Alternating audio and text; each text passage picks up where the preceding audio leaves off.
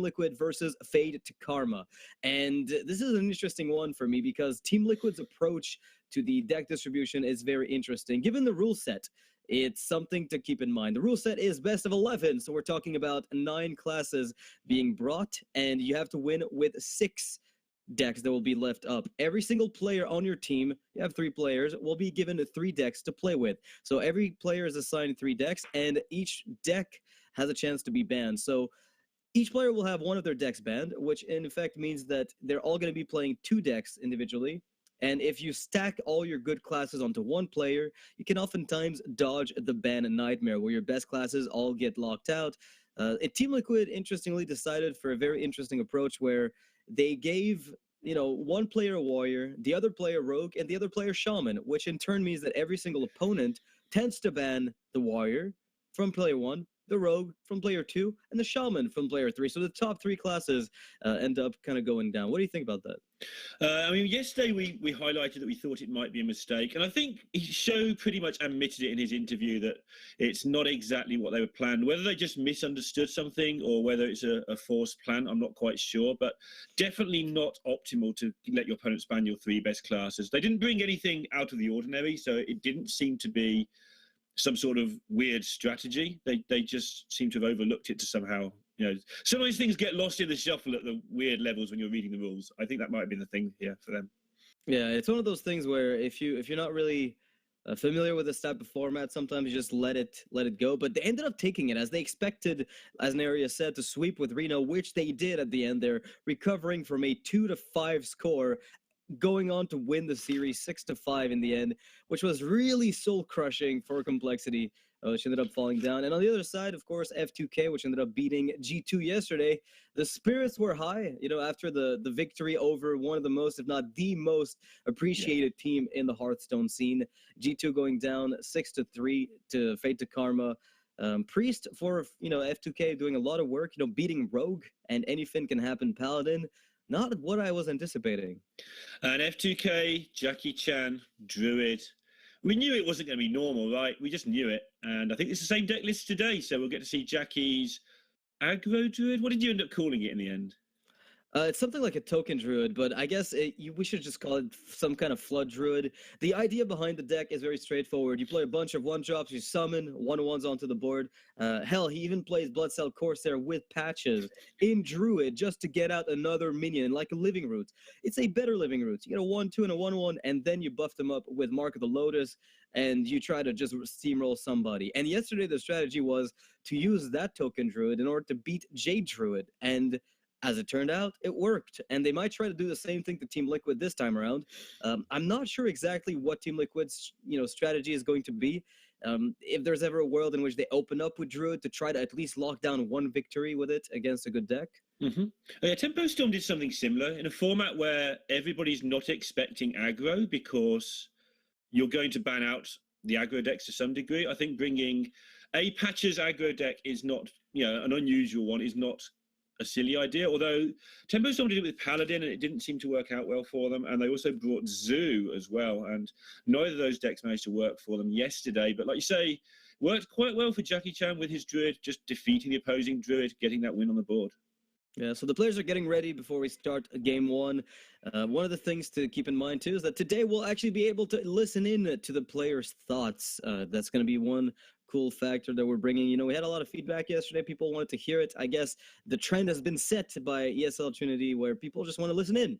Now, what are the thoughts that these guys are thinking at the moment? What are their plans? What is the banter that's ongoing behind closed doors? And we figured, well, why not try to find a way to implement that? So today, we're going to be able to listen in to those teams, which I think could be kind of cool.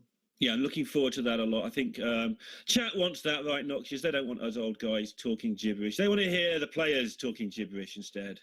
Sure. I mean, one of the cool things, too, is that you get to really follow the thought process of some of these plays, which, as a caster, even though you have caster vision, when somebody's about to make a move and they rescind their action and suddenly they just decide to go for a completely different direction, it's nice to hear where that difference of choice came from. When a player is telling them on their team, hey, you shouldn't be doing this. I'm a lot more familiar with this matchup than you are. you're technically on the wheel or behind the wheel, but I'm really the one calling the shots here. You kind of want to hear that. And as far as the openings, from what I'm told, Liquid is going to be opening with their Paladin, so that's an anything can happen Paladin. And Fade2Karma will be opening up with Shaman. So not exactly the best feeling in the world if you're the Paladin player. It is a little bit difficult to win, win against, unless it is a mid-range Shaman deck, which tends to favor the Paladin a little bit depending on how things go. Yeah, we're straight into the action. Alliestrasza piloting the Shaman, Neirea piloting the Paladin. And if you're going to win with the Paladin, this is the hand you would want to do it with.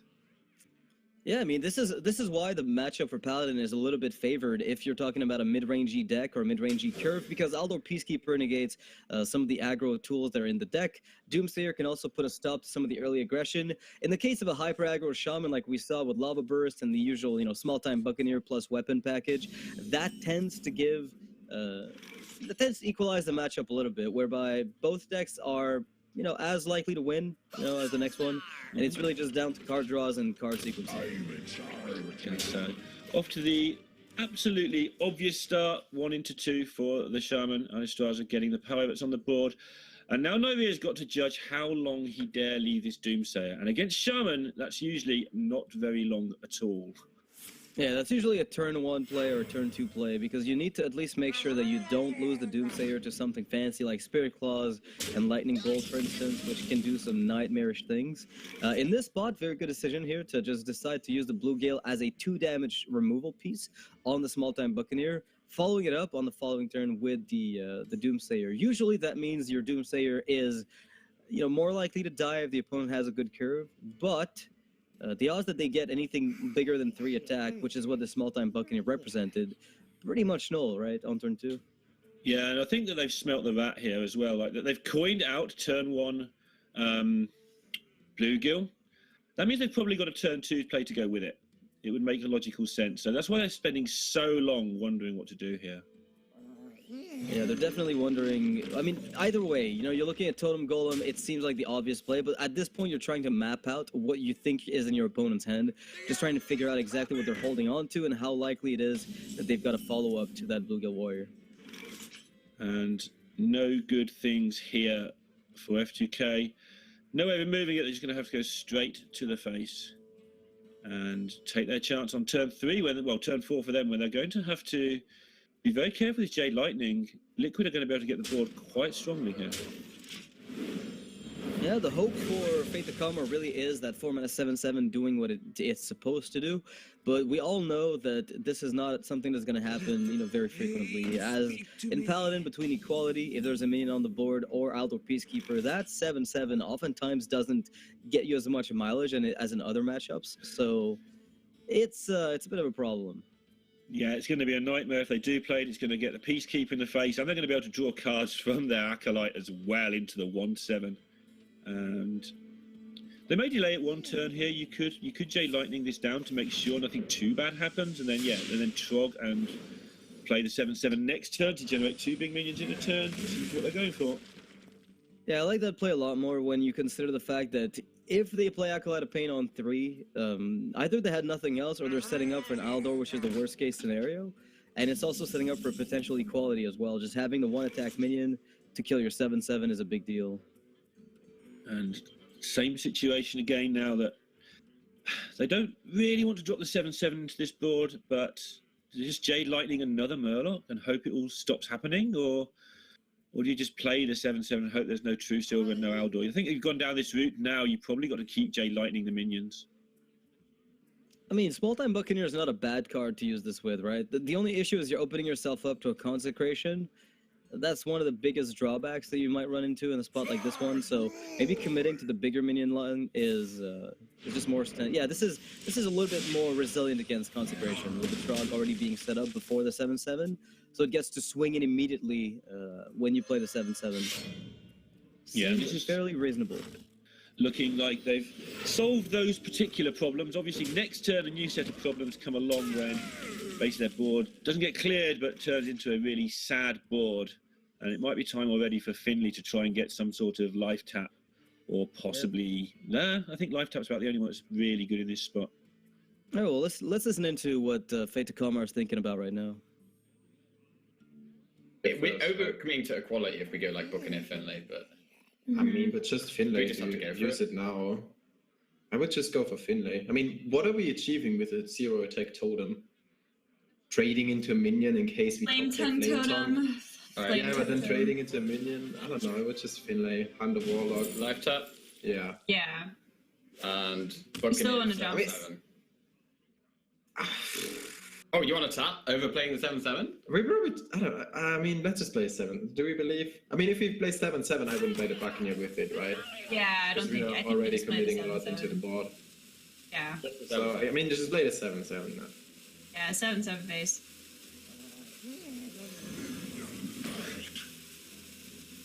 I feel like you just gotta play for them not having the perfect answers. Make them have it. Have it exactly. Oh, Pyromancer. Okay, there's one Aldor. I mean, we're still pushing some damage. We got some Doomhammers. Start with a tap. Every So time. yeah, start with tap, right? Yeah. Yep. Duh! All right. Well, as it turns out, going face was the play in that spot. They discussed it. Felt like the Finley go face was the play, and it there wasn't much in terms of counterplay on Neirea's side. They did get the hero power with Aldor Peacekeeper, but that's kind of what you expect out of a situation like this one if you're going into it. Yeah, they were actually split over whether to play the 7/7 or not, but they decided that, it's not going to get any better the longer you wait, so they decided to get it on the board as soon as they could. Yeah, I really don't mind the position that Team Liquid is in now. They have equality, they have consecration. When this board gets out of hand, they can probably salvage it. And better yet, with a Solemn Vigil in hand, I mean, they can replenish that hand very easily. And one thing's for sure, Aggro Shaman, when it's got you at 21 health at this point in the game, had better find a way to close very, very soon. And we see the Doomhammer in hand for Fade2Karma, a card that hasn't been played in every single Aggro Shaman of recent memory. I feel like it's been phasing in and out. And recently, more out than in, really. Yeah, that slot's usually occupied by Aya in terms of the Jades for more sustain, especially these control metas. But Doomhammer's pretty good, especially against the likes of Rogue and other decks where you get close to winning but don't quite get over the finishing line. So you'd expect it to be okay in this matchup, but it's just been too slow. They haven't got enough work done in the early game here, I don't think. Let me think. Well, this is a pretty good turn for a Consecration Solemn Vigil, but it's, again, one of the considerations where do you really want to max out the value? I mean, you are getting a 1-mana Solemn Vigil this turn after you hit with the True Silver Champion. It's hard to say no. It is really hard to say no. Would you ever consider simply not killing the 1/6 and just going Consecration? You don't go for the True Silver hit because maybe something bigger comes along next turn, and you're going to be more worried about that. I mean, I guess they can Solemn Vigil first if they're not going to use the other 2 mana anyway. It costs them 1 minion. Yeah, but the they're gonna 1/1 do it this way. contested Finley quite nicely, right? So Yeah, that's what they're going to do. makes sense. There's a life tap facing them down, so they're looking for defensive tools, and with double Ivory Knight, Lay on Hands, and Tyrion Fordring, Fade2Karma is going to have to come up with something absolutely insane to go through that health total. Yeah, Tyrion's just going to buy the required time to be able to do those other things.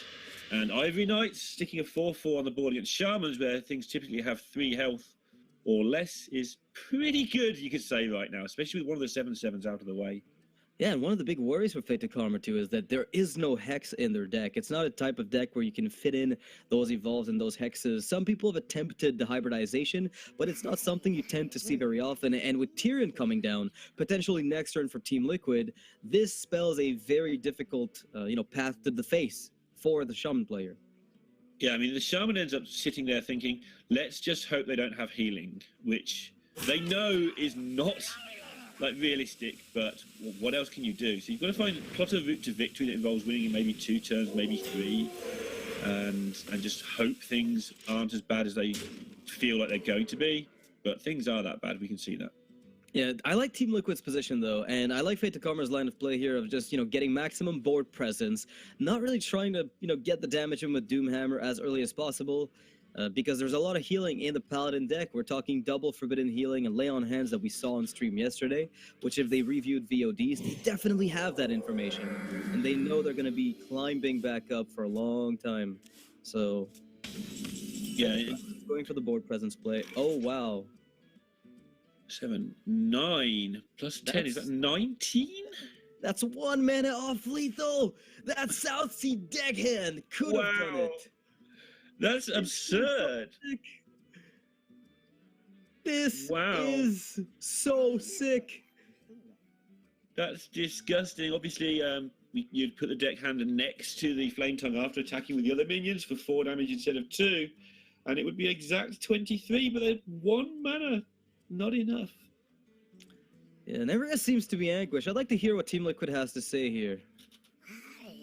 We have 3 draws for it. We have, well, because if we wait 1 turn, we'll be fine. Yeah, maybe fine, maybe not. So we just need a viral. Oh, damn.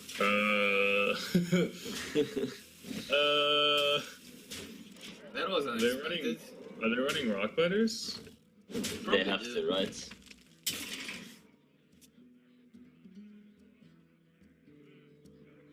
We have to just heal. Full heal, right? Yeah, and we have to rip the Consecrate so we can go, or a Pyro so we can go Pyro Quality Doomsayer into, or Pyro Quality into Doomsayer True Stealer.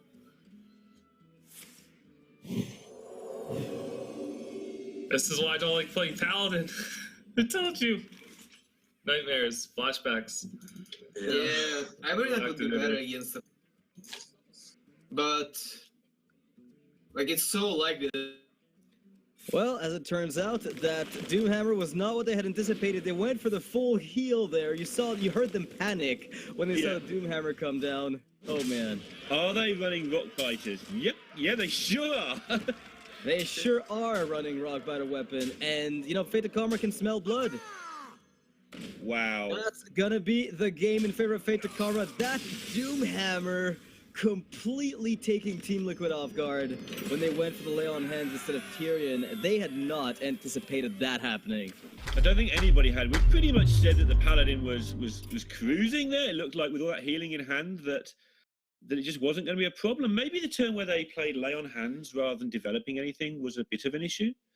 But, I mean, really, that was just a great hand. Doomhammer into double Rockbiter is pretty hard to stop, it turns out.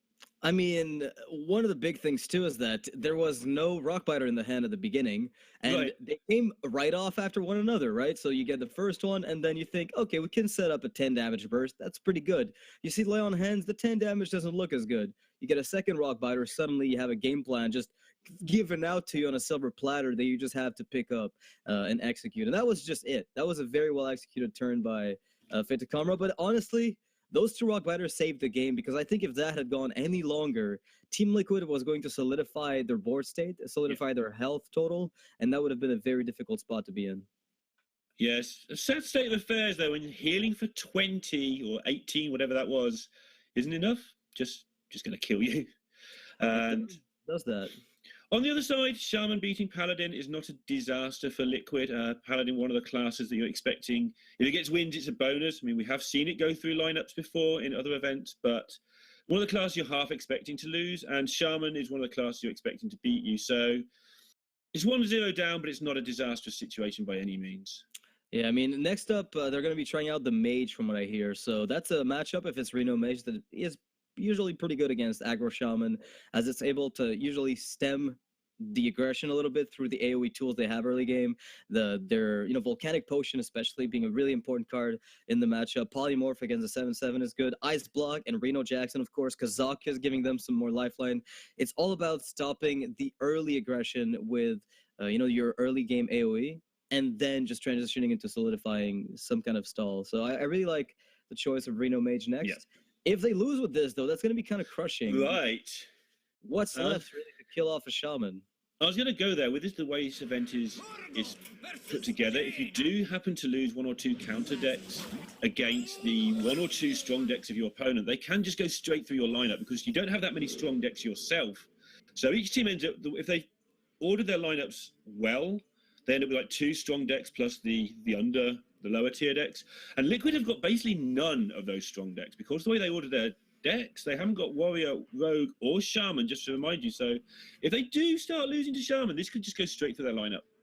Yeah, there's a Reno Lock 2 in there, but it was not meant to beat an aggro Shaman, right? It's the combo version, which tends to be a lot slower at getting stuff done, unlike the version that we saw being brought by other teams, which, you know, isn't as combo-centric. So Mage is definitely their best hope, and in the hand right now are Twilight Flamecaller, an Arcane Blast, a Doomslayer, and a Babbling Book, which gives them a lot of early game removal, you know, and early game board presence. Frankly, this is one of the good hands you want if you're looking at it from the Mage perspective. Yeah, if your hand has nothing that costs more than 3 in it, you're doing pretty well as a Mage, because that will soon fill up with the value cards, and you can just hold out until you get to that point. In theory, we just said that about the Paladin, and we've seen how much destruction Doomhammer can wreak across you. Yeah, and speaking of Doomhammer, you know, this is one of the best cards in the matchup. The Mage doesn't have a good way to remove the damage that you deal. It's got no real way to stop you from doing that without its one Acidic Swamp Ooze. So Team Liquid is going to be looking for that, given that there's a chance a Doomhammer deck runs 2 Doomhammers. That tends to be the case when you go for that strategy, where you include 2 copies of it to make sure you increase the consistency across the board. And even though that seems like, you know, it's too many weapons, we're talking Jade Claws potentially with Spirit Claws and the Doomhammer, it is the type of all-in that the Shaman deck can definitely get together and make work. And getting that life tap again, if they're going to win this game, that's absolutely crucial for them. Means they're going to be able to keep up to some extent in the value game, at least, you know, deeper into the matchup than you'd expect. Maybe turn 9, maybe turn 10 before the Mage starts getting really crazy stuff going on. And so they're going to be able to keep this pressure coming for some time, especially those 2 7/7s in hand and the Ferals to block them out. Yeah, and right now, when we're looking at Team Liquid's perspective, there's no answer to those 7/7s. They're not aware that these 7/7s are there, but it is a very big fear, of course, that these things come up. Because even though you can stall with Frostbolt and probably set up a Frostbolt plus Doomslayer to at least kill one and prevent the development of something else, it's still very scary. The prospect of a big minion without Polymorph in hand. This is an interesting turn. They've chosen to play the Feral, which means the 7/7 will come down later. But this, of course, fuels their Flame Tongue, gives it the maximum value before Liquid have the chance to really deal with it. Obviously, the potion doing 2 damage to everything. This plays around that nicely and allows for potentially hitting face for 8 or even 9 next turn. Yeah, I'd like to hear what Team Liquid is saying here, as this is a pretty complicated board spot.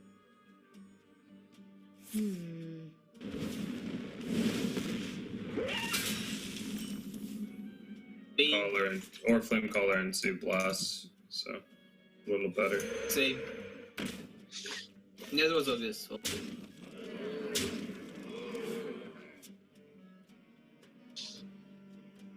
Flame Caller Blast.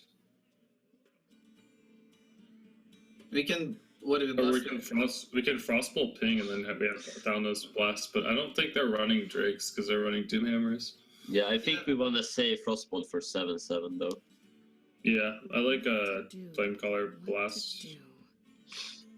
To be honest, we haven't even seen any Jade Claws last game, so maybe they're just running double Doomhammer, 1 Jade Claws or 0 Jade Claws. Yeah, you know what can be good though is like Brand Flamecaller also. Yeah, but we have Brown first here. Yeah, there's no way. Yeah, Yeah, I like Flame Color. and Blast. Yeah. Flame Tone or the 4/2? I think we should, if they haven't played patches yet, we should kill the Flame Tongue. The Flame Tongue, yeah.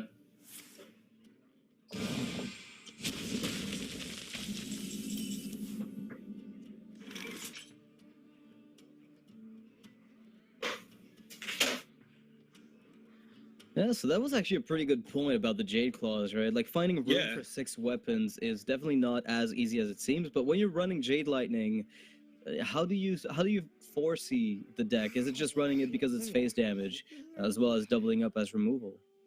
Yeah, and something that Sjow always says, like when he's streaming as well, so he'll appreciate Dog doing this work in the background, is he feels that he'd be a lot stronger if deck lists were always open, if he knew exactly what his opponents were doing, He feels that he plays full knowledge matchups much better than he plays sort of hidden knowledge matchups. And Dog's doing the hard yards there. Say, well, how do you get an Azure into this deck? How do you get a Jade Claws into this deck? And so helping the team there by just trying to process exactly what they're up against. I mean, that's what Dog does best. That is, he's one of the players that is definitely one of the hand readers, I'd say, of the scene. I feel like hand reading has come up a lot more recently. So trying to figure out exactly what your opponent's holding and what the opponent is playing in their deck is a skill that gets developed over time, and that is not what Team Liquid wanted to see. Ouch! That's so much damage. And looking incredibly strong now. Yeah, Liquid is just about to concede this, I think, with the well played going out. But yeah, as players are getting better and better at this game, the top players are looking for more and more ways to get an edge. And one of the things that hadn't been explored properly until sort of early last year, mid last year, is the hand reading skills. Obviously, players look at hands and say, oh, I think he's got this, I think he hasn't got this. But you see people putting a lot of time into that now, whereas previously it was kind of a bit of an add-on to their game.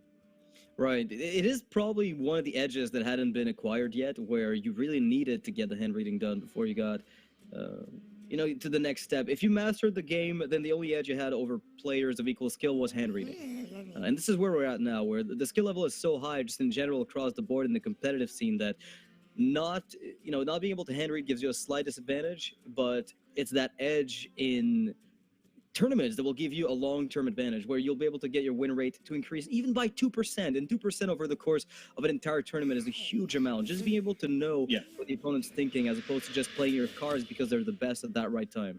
If you can work out your opponent hasn't got a key card that's going to kill you, you can get more than a couple of percent, just occasionally. It'll average out to a couple of percent. Sometimes you can just win a game straight up because they haven't got, I don't know, in this case, maybe Aya would be an important card in one of these games that they know they haven't got, for instance, at a basic level. But Dog doing really hard work there and going really deep into the weapons and such like. All right, well, it looks like Neirea is picking up a fireball. Team Liquid's going to be able to clean up one of these minions, but again, it's still not completely, solved. The problem isn't solved at all. That Dirty Rat, although it seemed like it was the right play, did backfire tremendously. So how much damage are we looking at now? I feel like that's enough. It's got to be enough with the overload as well. Yeah, the overload being buffing the Trog. I think that is going to be exactly the lethal with the. Actually, with the Rock Fighter, it's even an overkill. It's so much damage. By a decent margin. So that'll be game 2 in favor of Fade2Karma. That Shaman took down the Reno Mage. Oh God, Liquid is on the back foot. Dirty Rat, appropriately named there, pulling out a 7-7. Liquid had every right to believe there wasn't much left in hand there, to be honest. They thought they'd get it down as a blocker. That's the downside of the card. If you time it wrong, you just cost you the game. I will say this, though. I think the timing was perfect. I agree. Yeah, the timing was perfect, because if you had looked at the board state at that stage, you've seen a 4-mana 7/7. You've seen, nothing really coming out in terms of pirates. So the range of what they're holding is something maybe like a Patches, a Flame Tongue Totem, stuff you can usually kill with the Doomsayer play that you have in hand with the Frostbolt. When a second 7/7 comes out, suddenly things get a little bit awry, and you just realize the game is out of your hands. And without Frost Nova Doomsayer, this game was simply running away from them, and they didn't have that combination of cards specifically. So Team Liquid making the right play, I believe, but in the end getting punished. Right, and that's something that people need to learn when they're analysing games. You can't analyse the game and say, oh, you first of all, you do look like we would have won if we hadn't done that, or we'd be in a better position if we haven't done that. But then you have to go, is this realistic?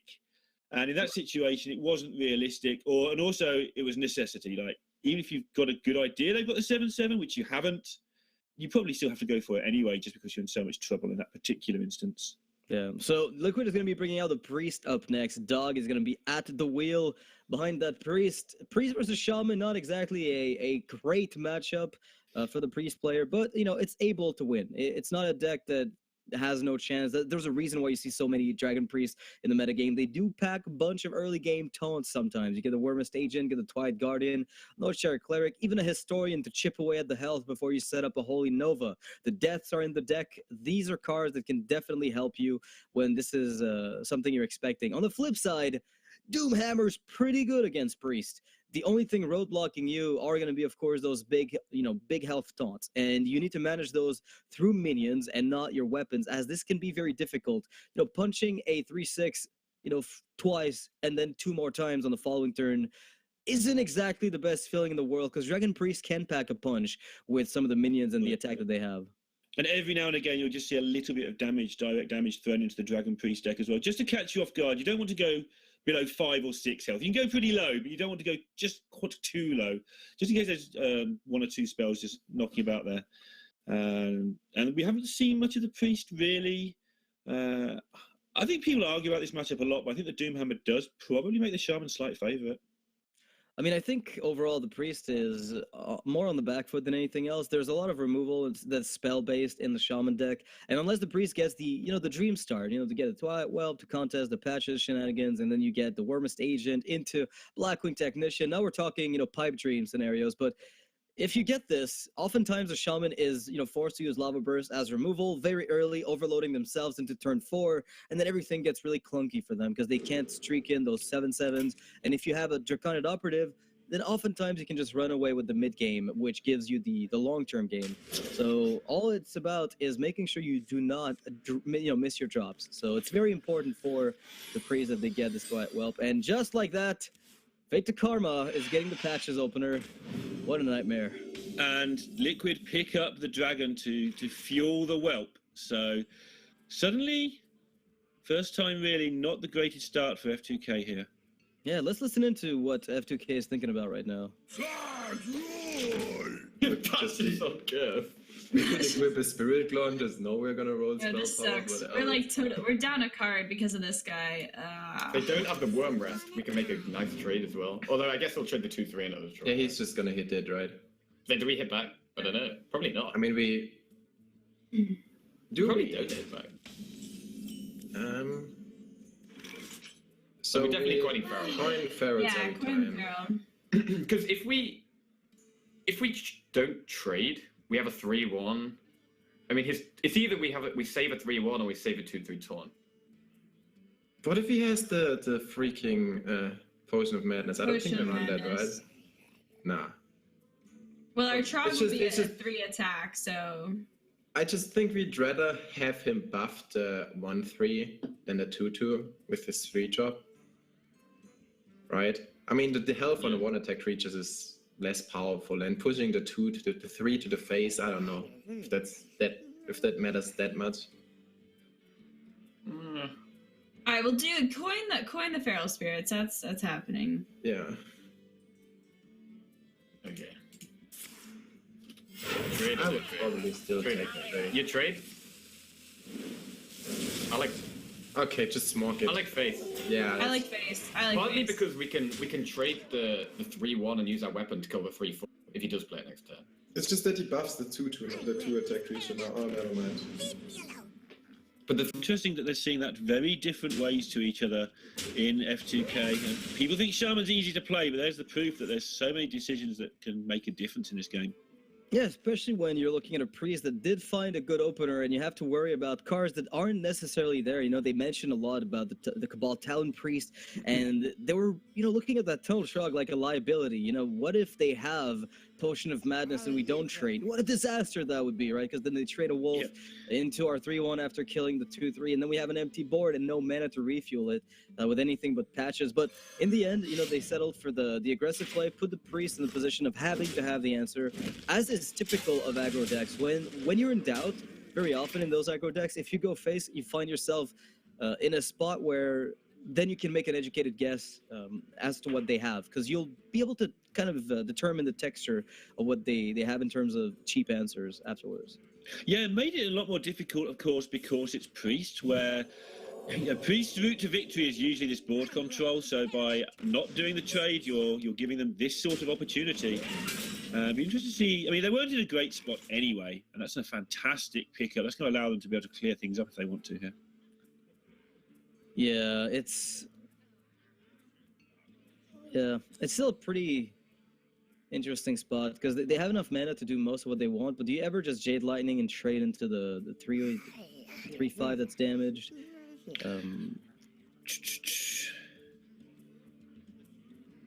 Because that weapon you have right now could represent, an extra 3 damage with the Blood Mage Thanos next turn. Right. So you're still keeping a charge on it at the very least.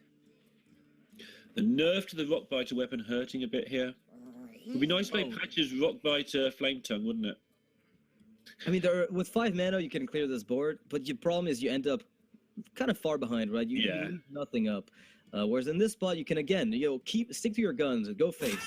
You get to go Jade Lightning, kill a minion, and then go face with the Trog. So at least you get to push a bit more damage while they're scrambling to get a foothold on this board that you can't push back against. And the Jade Lightning, obviously, really important there. Not just the fact that it does the damage, but the minion it generates when you've got Flame Tongue in your hand is such great synergy, even if the minion is just a 1-1. Yeah. And they were going to go for the Jade Lightning in this case, which will matter, again, as you mentioned, over the next few turns. I really quite like the position that the Priest is in, though. They have minions that are pretty sturdy. They have to be a little worried, though, about the Doomhammer shenanigans, right? Because we're nearing turn 5. And this is when things get a little bit difficult if the Doomhammer shows up and you have no taunt to set up. Yeah, and when you've lost to it so gruesomely in game 1, I don't know, it plays on your mind probably more than it should as well. You've got to pay it strong attention. And like you say, they don't know if they're playing 1 or 2. And as Dog highlighted, the lack of Drakes and the lack of other stuff may indicate there's 2 Doomhammers in here. Yeah, again, we haven't seen Jade Claws either. We see Spirit Claws as they have it equipped at the moment, but we haven't seen the Jade Claws. Now, if you're Dog here, one of the temptations is definitely to play that Operative as early as possible. A 5/6 is no pushover. That card can close out a game very early, can be used as a trading tool against many other cards that the opponent might have, and you can protect it behind the Quiet Garden if you so choose, starting turn 6, letting you also hero power at the same time. So, just start to recover some of that health that you've lost over the course of the game. Yeah, and obviously, priests do that best. They want to be healing their minions, just to make that clear most of the time. Your hero power isn't really used for healing your face, but as soon as you stabilize, healing your own face is so huge for a priest. And this is like the last turn, other than if they can pick up a Doomhammer, where F2K are going to have a chance to fight for the board. After this turn, it could start to run out of control if they don't find a Doomhammer soon. Yeah, I wouldn't be surprised right now if Team Liquid felt rather confident in their ability to stabilize, because if you look at the Feral Spirit as a card that they got off of Draconic Operative, that is a lot of damage the Shaman has to dump into something that they really didn't expect they would have to. Because you're anticipating perhaps 1 Twilight Guardian over the course of the game and maybe 1 Warmest Agent, but getting the Feral Spirit on top of that means that that's an extra taunt that you can't really afford wasting damage on. Yeah, and you can't put a whole bunch of damage into the face either. There just isn't that much damage in your hand. And if you do go all face here, you're all in on finding too many outs, I feel. I think you've just got to start trading and getting... The beginning of the end, you know this feeling as a player. The beginning of the end when you start trading into a priest deck. Well, he is, the Fade2Karma is going to be keeping a board, so it's not really the end of the world yet, but... Yeah, I mean, throwing all these minions on a board state, not having any guarantee that something else is not going to come up, that's got to feel a little bad. So their main outs are going to be Finley into Warlock power, or possibly Hunter power if they can get them a bit lower, or just getting that Doomhammer and starting to control the board and damage that way. Yeah, let's spy into what Team Liquid is thinking at the moment. Yeah, since we have Ferals, we don't really need much. Yeah, just like, I mean, the only way we lose is... Patches. Patches already gone. Yeah. Like, we just need bodies to contest, and I think Guardian, Historian is probably the best. Yeah. Once upon a time. Operative, right? We could go another path now and take Twilight well and go Brand Twilight here, but... Scary to leave the Talons up. Yeah. What do we want me to pick? I think Welt might be okay. Yeah, Welt might be better. Just Welt is better. For next turn. This turn, right? Oh, for next turn? For next turn. Okay. Guardian is better. So we go Bran, Ferals, Welt. That's really good. Okay. I was thinking Bran Welt this turn, but yeah, it makes sense. If you play Bran Whelp, we don't deal with the Flame Tongue. Oh yeah, so they definitely did feel confident, right? Based on what we heard, it's like the only way we lose is if something really bad happens, and even Neirea just brought up Patches. No, Patches was in the starting hand. There's nothing going on there. The Pirates are pretty much negated by the Patches having been drawn in the early hand. Yeah, and that's the way you win these games. For the extra percentages you can find is, okay, we've got this one, so what do we need to make sure we can beat? What we make sure doesn't beat us? What is the one way we lose? Make sure we play around that. And Liquid seem to have this all under control. There's still more and more damage coming. That second Flame Tongue is at least representative of a lot more damage, but that's a Holy Nova off the top. Yeah, so they decided to pick up the Whelp off of the Discover here, as they anticipated they would probably go for Bran and Feral Spirit as well as the Whelp this turn. But I wonder if this board state is going to make them reconsider. I don't know how much they would, but maybe there's an argument for it. I must consider. They're under no pressure at all to deal damage to the enemy face.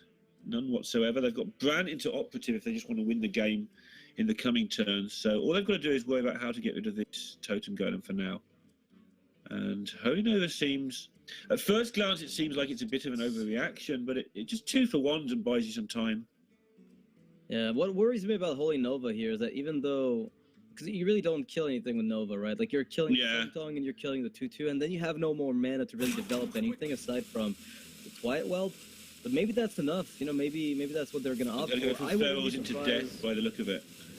I think it's just going to be the game plan they had anticipated at first, which is play 7 mana worth of stuff on turn 7 and get a 2/5, and then set up a Holy Nova with the board. Here's the Doom Hammer. Again. Not nice. Is this in time? I think it might be too well.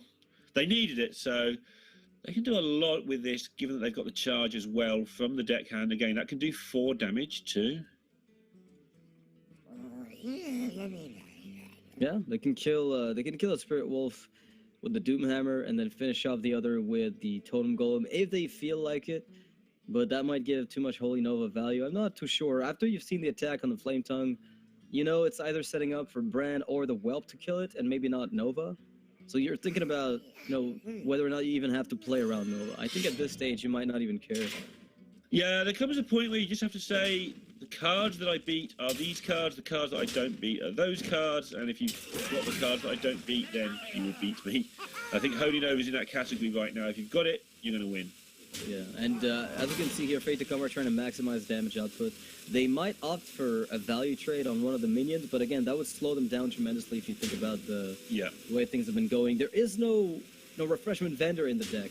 So if you're killing this Bran, you're killing it to prevent cards like Operative, to prevent cards like Warmest Agent from getting an extra attack. You're preventing Twilight Guardian from getting a little bit more value. But overall, you're not really removing any health off of any minion that comes out, since Guardian and Wormus don't get extra health, they merely get 1 attack.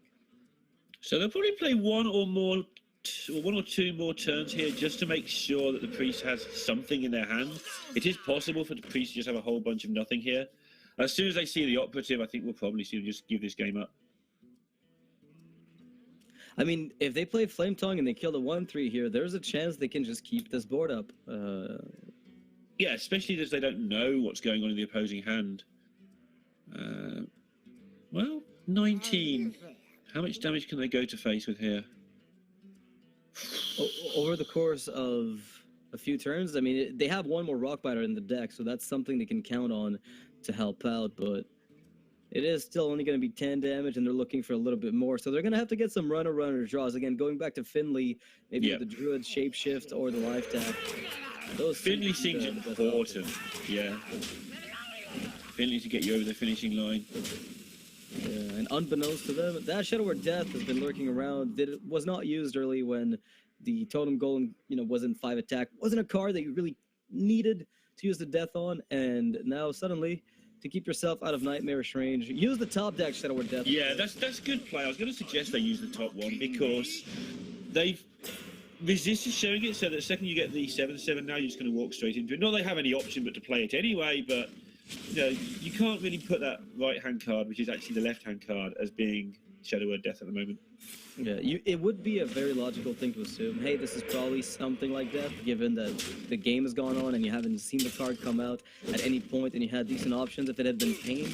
So it can be assumed as Shadow or Death, but it doesn't have to be read as such. Yeah. And so, Fade2Karma might not have been playing around it during Jade Claws, by the way. Yeah. That's a card. Yeah, no Another card, I guess, that we haven't mentioned because it's not likely to be in here, but is a card that could exist, something like Bloodlust if Liquid are playing around every card in Hearthstone. Is a card to possibly keep an eye on, but it shouldn't be any space for it in this deck. It's just too tightly packed. Magic Card Operative again, another power card. They found the 2 operatives this game. Doesn't need to be enabled, we just need a beefy taunt. And Argus is going to come down to lock out any path for this Doomhammer to the face. This should probably be Fade2Karma's cue to scoop up the game and roll a taunt. Now they can scoop up because now they can't even stop the game from ending. Yeah, and they have been bested. Fade2Karma is going to go down. Their Shaman losing to the Priest. Priest has been putting on a very good show, I feel, this tournament. We've seen a lot of teams just perform very well, getting up to 3 wins in a row with the Priest deck. That's really crazy when you consider the fact that, just recently, Priest, although it was considered, a non-viable class, had the Dragon archetype, but it wasn't quite at the top of the ranks. People were still experimenting with Reno. Now we've pretty much stabilized completely onto Dragon Priest. Yeah, we just look at the bans. Like, one of the ways to deal with Priest pretty effectively is Rogue. It's not as effective as it used to be, but it's still pretty damn good. But F2K did actually put Rogue separate to their Warrior and Shaman, so their Rogue is not available. It got banned out. They chose to go with Warlock instead, which... Was it Handlock or was it Reno? I didn't. It is a Reno lock. Yeah, F2K is bringing a Reno lock, yeah. So they're going to have to think a little bit hard about what they want to counter with here than maybe they would like. I think they're bringing the Warlock. We got word that F2K, Alliestrasza is going to be piloting the Warlock. She played it yesterday to great effect at the end of the series that they were running up against G2. That Warlock did some very good work, and hopefully against Priest, it's going to be in a favorable matchup, so there's no reason it shouldn't do the same today. Yeah, this is going to be absolutely fine, you would think. And we saw Reno yesterday just went through so many of these matches that we cast yesterday. Reno Lock was the key deck. It was definitely key for Liquid when they went through the whole... Yeah, they went 4-0 with it against whoever they played, Complexity. Yeah. They completely destroyed my team, in a nutshell, is what happened. I was watching the train wreck as it occurred. The best part about it, too, was the overconfidence, right? Complexity was just like, we're 5-2, come on. We can literally throw cards on the wall, and at some point, one of them's going to stick, and we're going to win that way. But they went through that's Shaman, not what happened. Shaman, Paladin, Mage, and the Mirror as well, before that was all over, so... Quick look at the charities that are being represented here. Yeah, we've got the charity. So Battle of the Best is organized in partnership and largely for the purpose of promoting charities. We've got Gaming Aid, which is an organization that aims to help gamers to improve their quality of lives by giving them games, which of course makes them happy. And if you like to make people happy, well, this is a way to do so. And of course, at the bottom, the Able Gamers Foundation, aimed mostly towards children, give them kids toys in the hospitals. So if you guys want to participate and maybe help fund that, you can just use the link that is shown on the stream and donate. So you want to donate to kids in hospitals, putting it that way. Stop with the guilt nonsense. Nice work, Knox. You'd be a complete evil person not to do it, but frankly, it's just a great thing to do. I feel like a lot of these events aim to promote some charity or another, and Battle of the Best is no different. So again, if you want to chip in, follow the links. Now, onwards to the next game, we've got the Warlock from Alliestrasza on the bottom of the screen, up against Team Liquid's Dragon Priest once again. Dragon Priest going to look to get the board very, very early in this one, and that's a decent collection of cards to do so with. It's not quite the ideal curve, but the actual card quality is really high there. Yeah, the card quality is pretty good. I mean, there's no big rush for the Priest. I mean, for the Warlock, that is, to get their minions out onto the board. As long as they can guarantee their health total is safe enough that they can just wait and get a decent mid-game push or mid-game board clear to put the Priest out of business. Yeah, and on the other side, obviously, same as usual with Reno Lock, you just fill up your hand, get the good stuff, and then try to deal with what's going on. And a little bit awkward mana cost-wise this hand, but again, card quality on both sides is really strong here. Let's listen into what Fade2Karma is discussing at the moment. Pretty standard. Step again.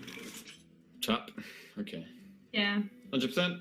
Yeah. We're playing the Earthen. How bad is the Earthen Ring? Is the Earthen Ring safer than tapping? I mean, we don't have Drake or Giant next turn, so we could consider the Earthen Ring into Kasakus. And it lines up all right with the 3 health against his 2 attack creatures. Yeah, well, we want a Kazakus next turn, right? We want to Kazakus into 5 mana potion, so maybe it's just safer to play the Earthen Ring now. Yeah. You think? I mean, if we had a Drake, I would for sure tap. If we had a Giant, I'd probably tap as well. But without, it's like... we would just play Kazakus next turn, right? So I'd probably play Earthen Ring, right? Mm-hmm. Yeah, I think Earthen. Let's not take risks. Let's not tap too often and then suddenly just die. Yeah. Like, I do agree that we want to tap it just because we're going 4 into 5. Does that mean that we want to look for more cards? Shit, I don't know. I mean, we always... Nah, let's just Earthen Ring. Yeah, I think it's... Just for that 1 extra card. If we didn't have like 4 into 5, I think tap would be more sensible. But because we have a nice next 2 turns anyway, I think it's like better yeah, to stay for it. Agreed. Mission. Yeah. Yeah, tech face, right? And now people are listening to us. They hear that. Yeah, just hit the face.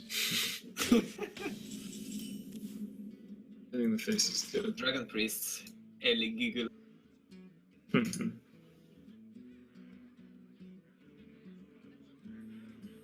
1, 2, 3. So 5. Oh, that's pretty big.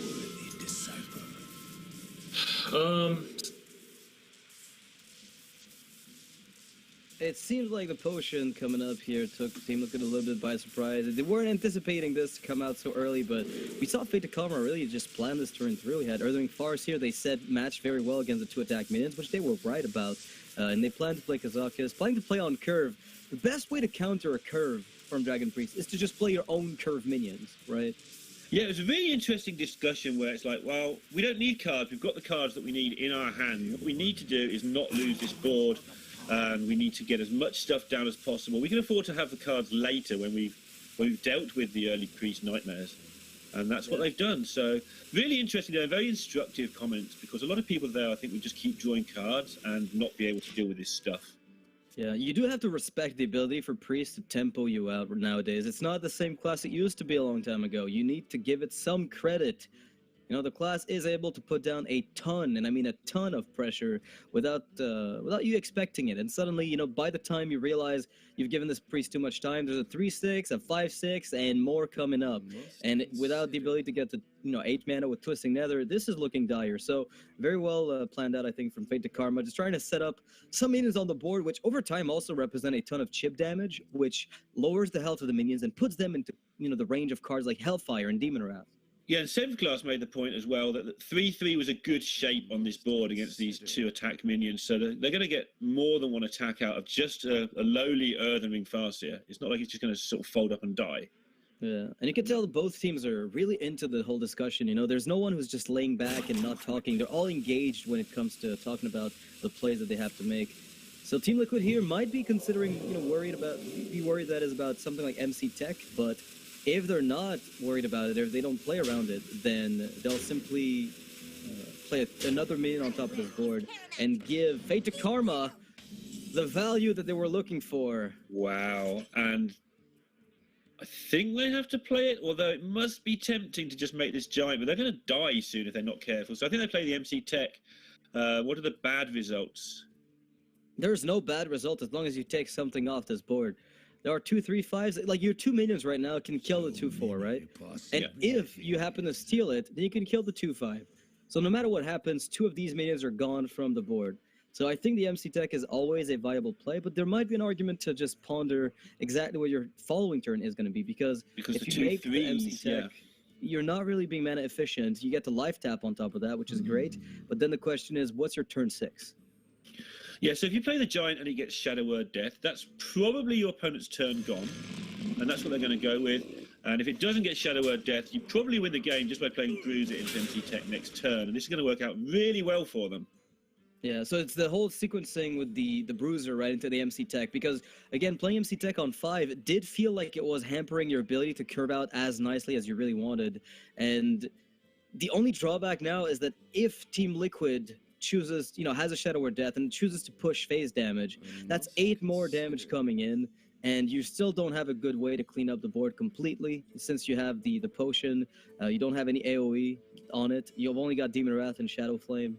Demon Wrath's really handy shape right now, though. With these 3 attack minions trading into 3 5s, Demon Wrath can take these down in a hurry as well. So they're going to have a lot of good options going into next turn, most likely. Team Liquid did not see MC Tech, so we'll have to see whether or not they worry about it at all. I don't anticipate they'll have to worry about it. I mean, they're just thinking, you know what, there's probably no MC Tech in there. Since it would have been played last turn, more likely than not. Yeah, and now you've got the question of whether you want to play the MC Tech and the Bruiser, or whether you want to play this Demon Wrath to kill some things, but MC Tech's never going to get better value than right now. So see what it steals and then decide what to do about it afterwards. Well, that was the worst possible outcome, but still, it's 1 minion down for Team Liquid. 1 less minion you have to worry about. And the 4-5 isn't exactly easy to handle if you're on Team Liquid size, as you usually have to smash a few things into it. In this case, your 3-5s, lowering their health total to a substantial amount, not going to feel amazing.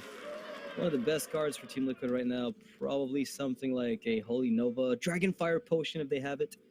You know, Interesting they're going to go face. I feel like they should trade this into one of these minions, by the way, just to play around Holy Nova a tiny bit.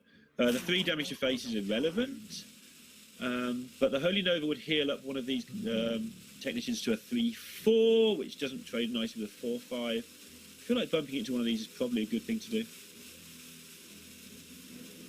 Yeah, I like the trade into one of the minions, but if you want to really force them to have the answer, like we said earlier, when in doubt, yeah, just push it and force the priest to answer your board. I don't mind that either. And they do not have an answer for most of this right now. Yeah, let's listen to what they're thinking about right now. It's like the Is Death even 6-6. good then? The question is, do we Cleric or do we Talon Priest? I think Talon Priest is better for next turn. Guardian Talon Priest or something. Yeah, this is true. They can't deal with the 3-9, right? They have the Siphon. Do you want Yeah, to go Cleric?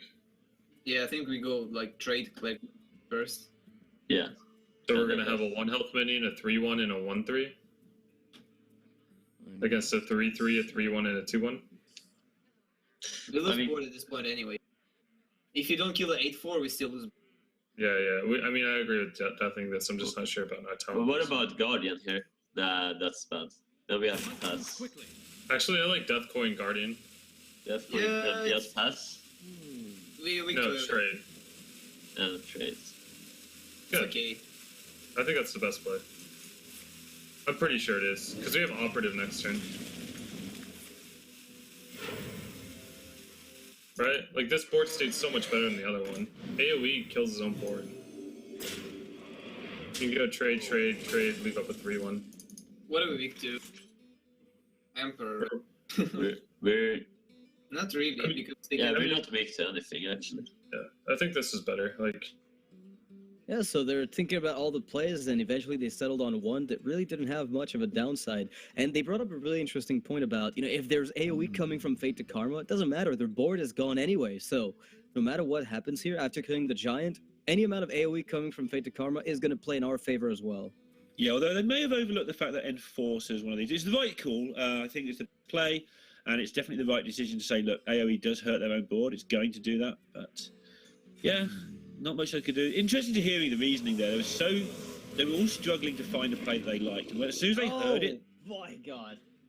wow. That was the reason, by the way, not to trade in the Earthen Ring last turn, if you were going to do that this turn.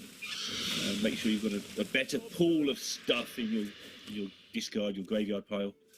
But yeah, Liquid were really struggling that last turn, but the second they mentioned the good turn, they all knew it was the right turn. It was just a case of spotting what looked good. Yeah, so that giant that they played on turn 5, you know, the Fade2Karma played into the potential Shadow Word Death, which wasn't there at the time, really paid off because it forced the Shadow Word Death a few turns later, which wasn't really that big of a deal. Secret Agent coming through. Awesome. Meme production is mean. Doomsayer from Draconic Operative. All right, we're trying to stall a little bit here. We're trying to force that Warlock to put a break onto the aggression, but I don't know if he's got any incentive to just yet. Yeah, this Secret Agent's got to do a lot of work in this game, and getting the Doomsayer might not quite be enough. Still will slow down Fade2Karma just a little bit, right? Because you have to throw at least 7 into the Doomsayer. The problem is what you're saying there. You're saying that it will slow down the Reno deck a bit. The Reno deck doesn't mind being slowed down. It's in no hurry. Obviously, it could win the game in 2 turns if it wasn't slowed down, but that's an indication of how far behind Liquid are. They're going to need to change this around, maybe with a Historian into something huge, or maybe with another Operative. Yeah, really like this line of play here. The most straightforward one turns out to be, obviously in this case, the best, as you're pushing 12 damage, and you're also wiping the enemy board, keeping your demon healthy.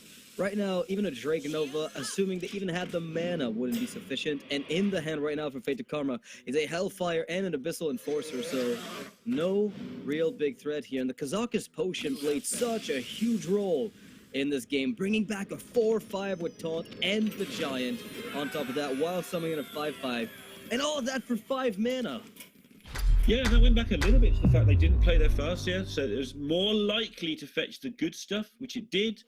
And looked really convincing. Sometimes Hearthstone is deceptive. That game looked really easy for the Warlock.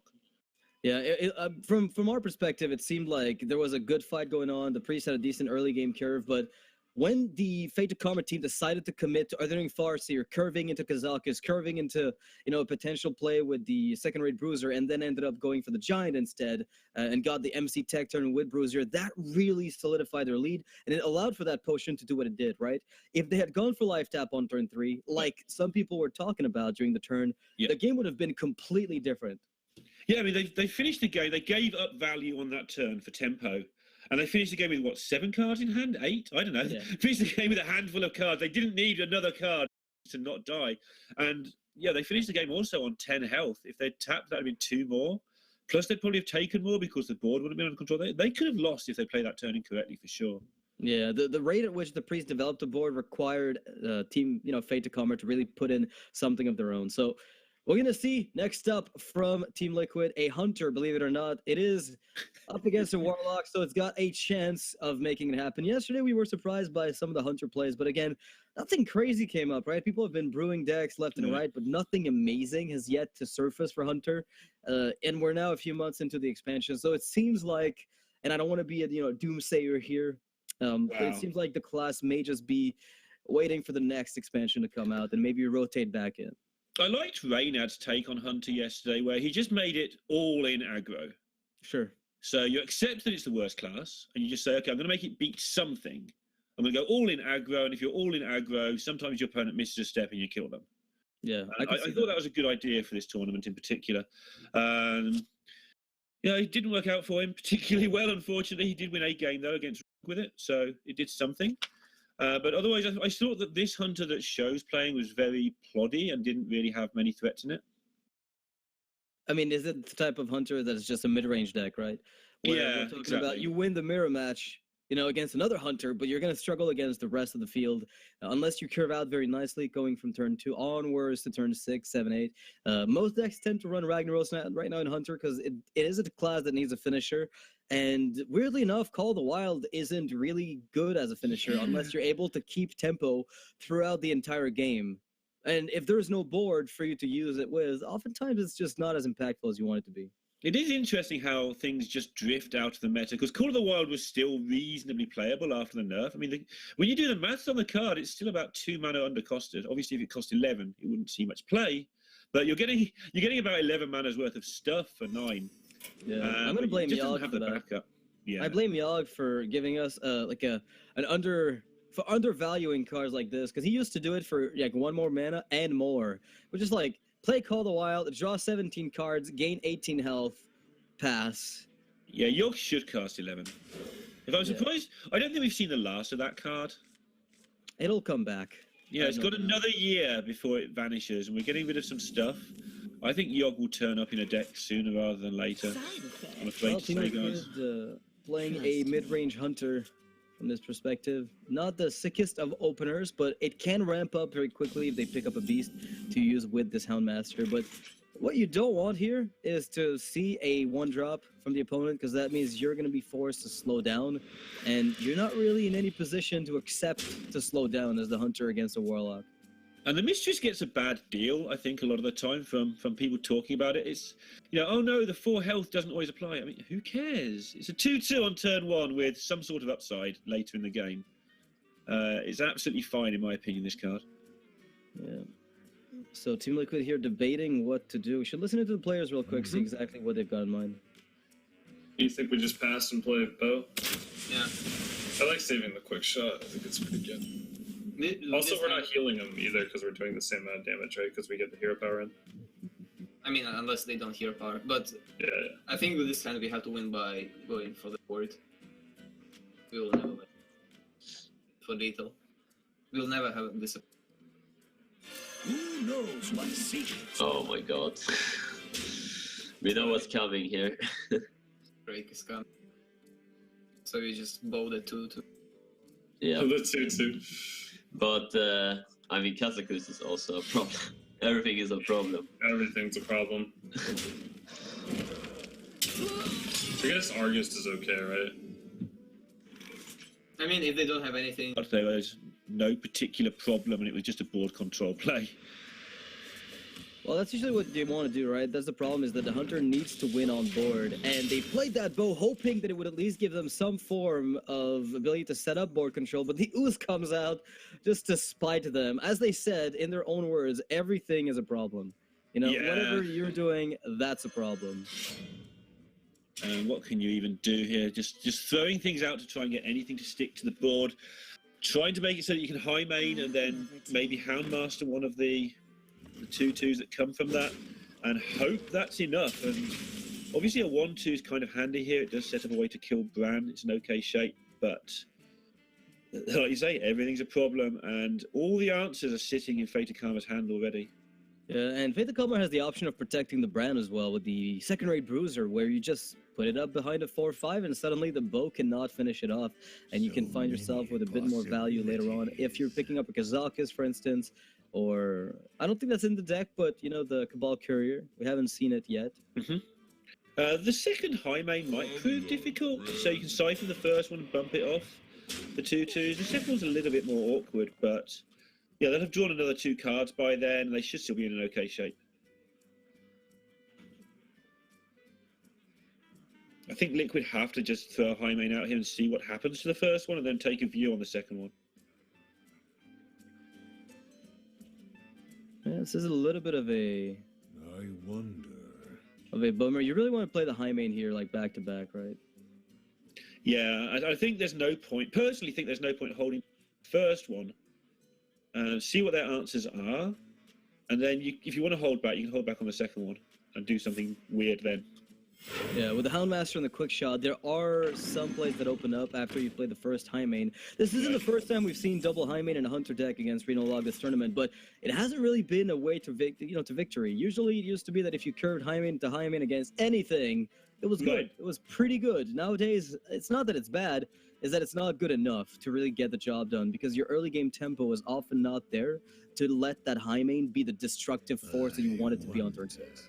Yeah, siphoning this and just bumping into it with your 2 minions, and then you can just deal with the next one so easily.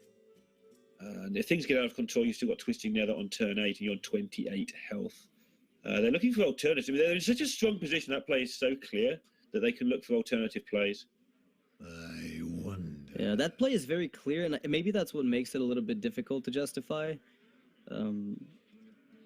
On the flip side, though, is that by attacking into that 2-2 with your 4-5, you are letting that bow get a kill. Yeah. And if there's a follow-up, then you really only have Bran. You know, you only expect Bran to be left over. So I think there might be some merit to trying to develop more stuff, as opposed to getting the Siphon Soul out just yet. And that's what they're going with. And the Siphon Soul can be saved as something like a Ragnaros, or something like exactly a Ragnaros, or this second high main. So finding an alternative plan there, which keeps the board okay and protects their best removal spell. Yeah, and this is actually going to give Team Liquid a bit of an opener here if they want to go for it. I guess playing second high main's pretty good. Yeah, it turns out that if they can't do the first one efficiently, the second one looks like it's going to be fantastic. But this hand here from F2K, yeah, they're going to be thinking about so many options just because they've got so much they can do. Everything they do is good right now. Yeah, Dirty Rat is the only card that feels like it's too big of a liability because you don't even have the mana to Siphon Soul afterwards. So Emperor Thorson opens up a ton of plays in the next few turns. And they're going to choose to play it a little bit more passively here, letting the Hunter get his phase damage if he wants it. What are the odds that it really matters in the end? Yeah, you've got the Refreshment Vendor and Siphon Soul for life gain. You've got Jiraxis for more life gain. Somewhere in your deck, there's a Reno Jackson in there chilling as well. You should be absolutely fine in the short to mid-term. Yeah, so there's an option here to actually use the traps that they have in hand that have been sitting there for a while. You know, playing that kill command, killing the Emperor Thorson, and then just going for traps, like Freezing Trap, so the 2/4 can't connect, even if there's a Siphon Soul on your minion. And that would then mean you can maybe hit with that high main twice to face and set up some form of kill afterwards. It's going to be difficult, but maybe the road to the victory isn't too far off for Team Liquid. Yeah, Liquid may be a little bit worried about, they're going to be very worried, but a little bit worried about the last turn because it indicates that Fade2Karma aren't in a hurry, which would indicate Reno in hand. But they're playing this nicely. Be interesting to actually hear what Fade2Karma have to say about this one, I think. Okay, first.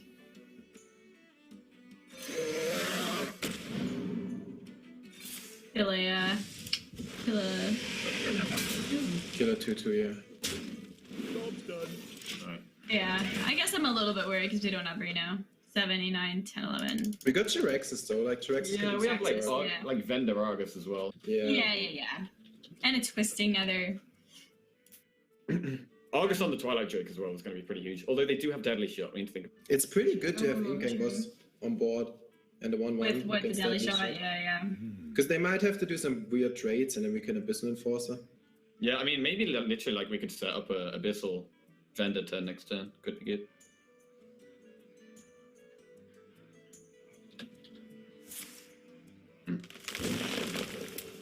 I'd like to Defender the Drake if it like retains some health, but Yeah.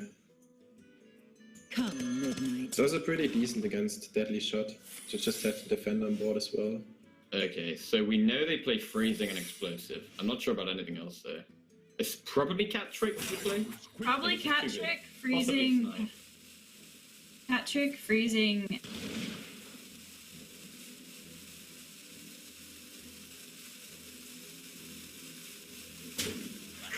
Alright, so we actually skipped out a little bit of the action there as it froze for us on the caster view. Didn't get to catch much of that, but we saw the Emperor, and we mentioned the high main connecting might matter a lot, and as it stands, with 3 secrets down for Team Liquid, Fade2Karma's got a bomb to defuse that just doesn't look appealing. So many are they in a hurry to defuse this bomb? Basically, like they know that the only card that's really menacing in there is going to be Cat Trick if they just want to sit back and chill. And yeah, they can get quite a bit of health. They can put up a wall of taunts. It might not be the worst idea just to do very little at all here. Many possibilities. They will trigger Freezing Trap in this spot, so giving the bow an extra charge. But again, if you taunt up, that bow not connecting is fine. You know, having the bow isn't a big deal if you're giving them a huge minion to deal with, say, 2/6 that you have, that's 2 bow hits. You've got the Drake that's going to take out another one of these minions, so as to reduce the odds that they can actually go through. I mean, there's a good play with the Refreshment Vendor and Dirty Rat and Defensive Argus on top of that. That is going to be tremendously difficult for the Hunter to go through, so they might have to rely on spells from here on out. And the strange thing when you play a lot of secrets is they're not so secret anymore. Right. Because they're all there, you can play around with almost perfect knowledge if they are a lot of the time. Well, that's an awfully convenient sequence of cards. That's a lot of damage. We've got 6, 7, 8. We're looking at 11 damage right now from Team Liquid. So that anything from this quick runners. Wait, there's explosive trap set up. So technically, if there's no healing from Fade2Karma, Team Liquid's thinking, well, maybe we can just win. Maybe we can just do this. Yeah, they know though. They'll know obviously that Reno stuff is in there, but I think you go for this. Like your opponents have left a really strange turn last turn. Yeah. I what do you feel think like about hero power phase with bow hit and that's it? And then you just wait 1 extra turn, maybe get try yourself... and pick up the beast. Yeah. Or not pick up the beast, but just get the extra 5 damage now so you can get another hit in maybe next turn and get an extra hero power. So if there's no healing, then you can do it. Or do you have to go all in for runner victory and prevent a life tap? I mean, if there is another quick shot in there, I can't remember if they used the first one, I'm afraid. I don't think they have used one yet. I believe that is the one that they started with and did not want to use early, as there was no good reason. I feel you should go for the runner personally there. Just because your deck's pretty thin, so there's a decent chance of hitting it. And if they've got Reno, you've lost anyway. So it's not like putting them down to 2 is different to, and wasting your resources is going to be any different. If they've got Reno Jackson in hand, you've just lost this game already. So yeah, of course, you can't really play around Reno. Like, you have to just commit to dealing damage. The issue is you're playing around very marginal things, right? Like minion development and not much more. Now Team Liquid's hoping that there was no healing in the hand. Yeah. But they're going to be on 1. They've got to taunt up and heal. It's going to Jiraxis, of course. Well, Jiraxis isn't too big a deal, right? Because you're still looking at 11 damage coming from Sjow, Lord of the Zoom. Zooming in there on a pretty key-looking play. I don't think there's anything in that hand that can really help them, right? 3-10. such the teeth I have. They have to. They need Does to another quick shot save them? Yeah, I it think does. Even with it, no, it doesn't. With another quick shot, they still can't. Are they one mana short that way? Yeah, they can't hero power on top of it. So they need another kill command. Oh, is Huff Oh enough? my god! Can they Huff this? What? Oh my goodness! They did not! They did not! Don't even think they thought they had out. But Ali, and look at the faces down at Fade2K. They can't believe they just lost this game. They did not! What an insane win! They did, dude. They did it somehow. Wow. Well, I guess hunters can sometimes win. Now, that means the Warlock is down for F2K. And even though it was an okay matchup for the hunter, let's just say the odds weren't exactly in their favor, looking at the way this was set up. So relying on that Huffer for the victory was one of their only outs. I'd forgotten about the Huffer at that point in the game. I'm just looking at this like, there's quick shot number 2. Kill command number 1 was used, so we're down to very little in terms of damage output. And out of the top comes the Huffer from the quick shot cycle at the end. And I think by not going for it on the previous turn, F2K misread the hand slightly. They're like looking at it maybe from the point of view I was going. It's like, oh, I'll just go face here and see what I get from my quick shot, take my 1 in 12 or whatever, see if I can get lucky. And they're thinking, well, we'd probably have done that. And feeling that 15 health was plenty, did they need to play Jiraxis there? Could they have just taunted stuff up?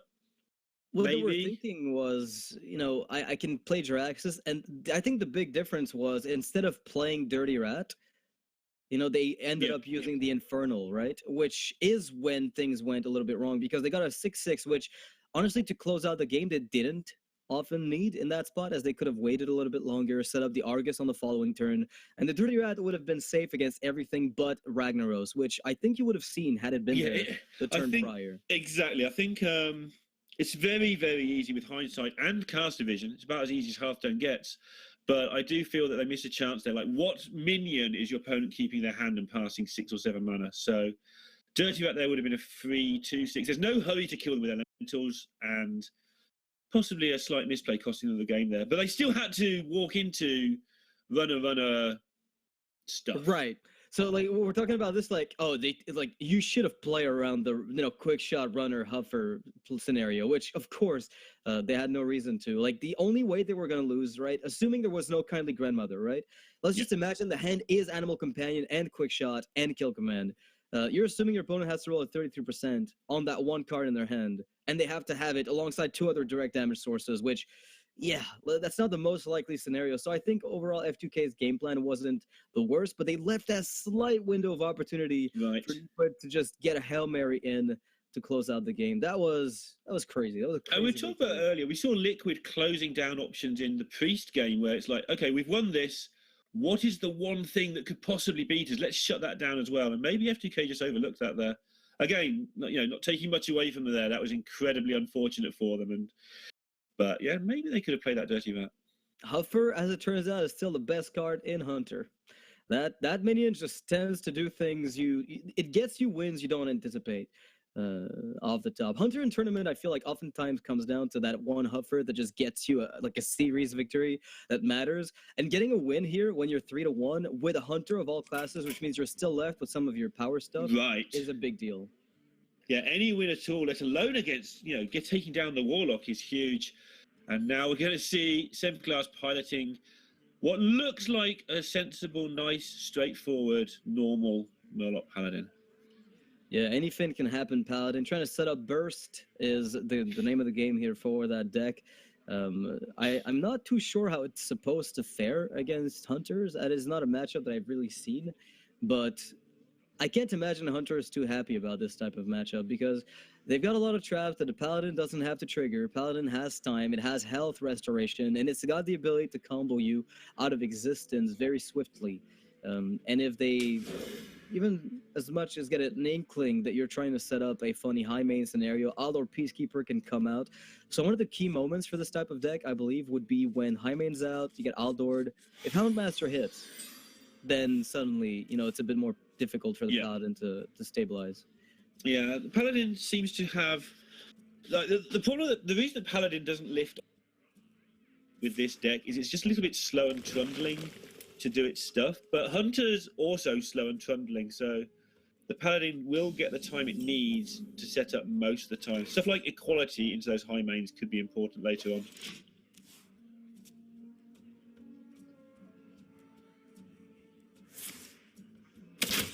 Yeah, Team Liquid is going to play it slowly. No reason to develop a trap here, as the Paladin can simply play a 1-1 to negate the value that you're trying to get out of this. Now, how much of a rush is Fade2Karma in to deny the Animal Companion, right? Because if you play Doomslayer here, you're denying the Animal Companion. We also happen to have a Truth-Over Champion, which does that just as well in many aspects.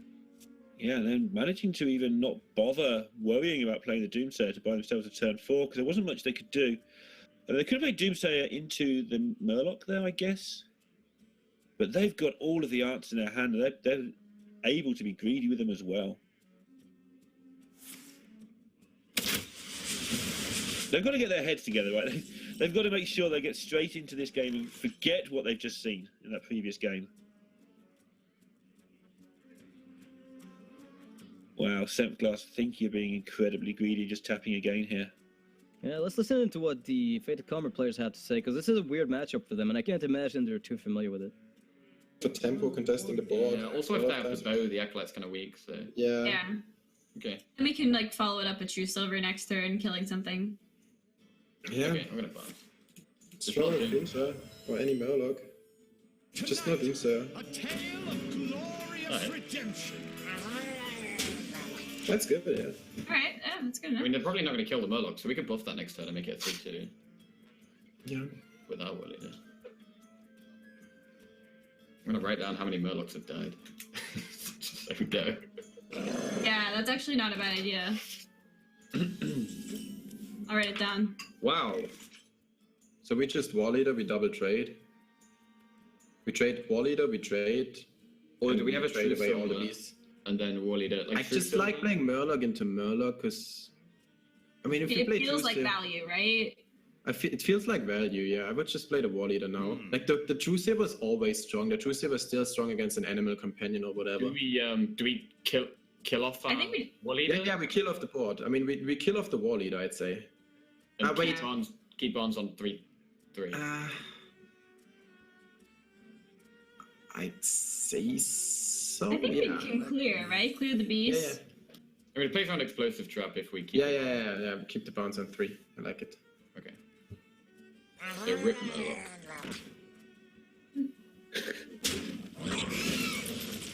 I must move quickly. You still have a Murloc on board. It seems good. I'll never tell. The good thing we kept it. Holy shit. I mean, held up to it. Yeah. Follow up the timing. Pretty good. I mean, depends what the answer is. Well, they don't have the second War Leader in hand, right? Because they played it from Barnes and they got it from their deck. So, They could have I told mean, me. they might have Bluegill. But so if they true seal, they still can't clear the second guy. So it has to be like a bluegill and a second war leader, I would say. It's like the best answer. Let me think.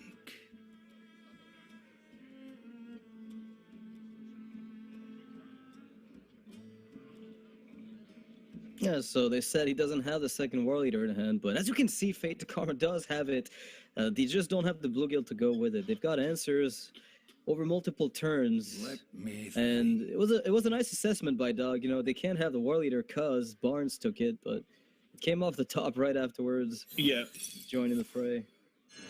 And going to get the bad news quite possibly here about all of that being just not correct. And the other problems to navigate are going to be Highmane and Ragnarok, two things definitely to worry about. But look at this hand size. To deal with the Highmane with the Peacekeeper and then just deal with the Ragnaros by putting a wide board out there. It looks like Fade2Karma is just going to go in and set up a trade and offer to Team Liquid a really awkward spot, which says, well, this is probably blowing up unless you're willing to commit your 3-4 into my 5-1 and then kill the 0-7. And, I mean, this is not happening. So just let it go off, you know, Team Liquid, please. And we'll resume the game afterwards. With possibly another Barnes into a really good chance of either another Doomsayer or get those other Murlocs sorted. That may change things, though. Ivory Knight is so good at just sorting things out. That's a 4-4 in this spot. There's also a very good argument in favor of Finja, just to set up a kill on something. The issue is if something like Highmane comes up, then you get to at least kill the Highmane with a Finja, bring out 2 bluegills, and you're thinning the deck substantially to where anything can happen is more likely to be picked up, and you can close out the game. But you need to think about the long term as well. And I think that's settled, right, when you have Tyrion in hand? Yeah, Tyrion is just so strong. When you play Arena, I haven't played Arena for some time, but Tyrion is just the best card in Hearthstone. When you look at all the stats, there may be 1 or 2 newer cards that are better now, but it just does too much work. So that can win you the game on its own. So you just got to get there. You may not even need the Murloc combo to win this game. It's just a matter of being on the board, and the Paladin, I mean, the Hunter can't push you off. They don't have any cards to really get you off the board once you seize it, which is why Fade2Karma was so adamant about the Doomsayer going off here, is that they get to develop onto an empty board against a Hunter in its current state, which means that they often just aren't able to do very much. Yep, taking the Consecration there is going to work nicely down the line with Equality. Gives them just more chance to get that. Mistress of Mixtures card we don't always see in this deck, I believe. Just a nice extra 4 health. Make even more time go by. It's a really good way. So one of the big weaknesses of Paladin in the metagame, right, is the Pirate package, because it tends to catch you off guard.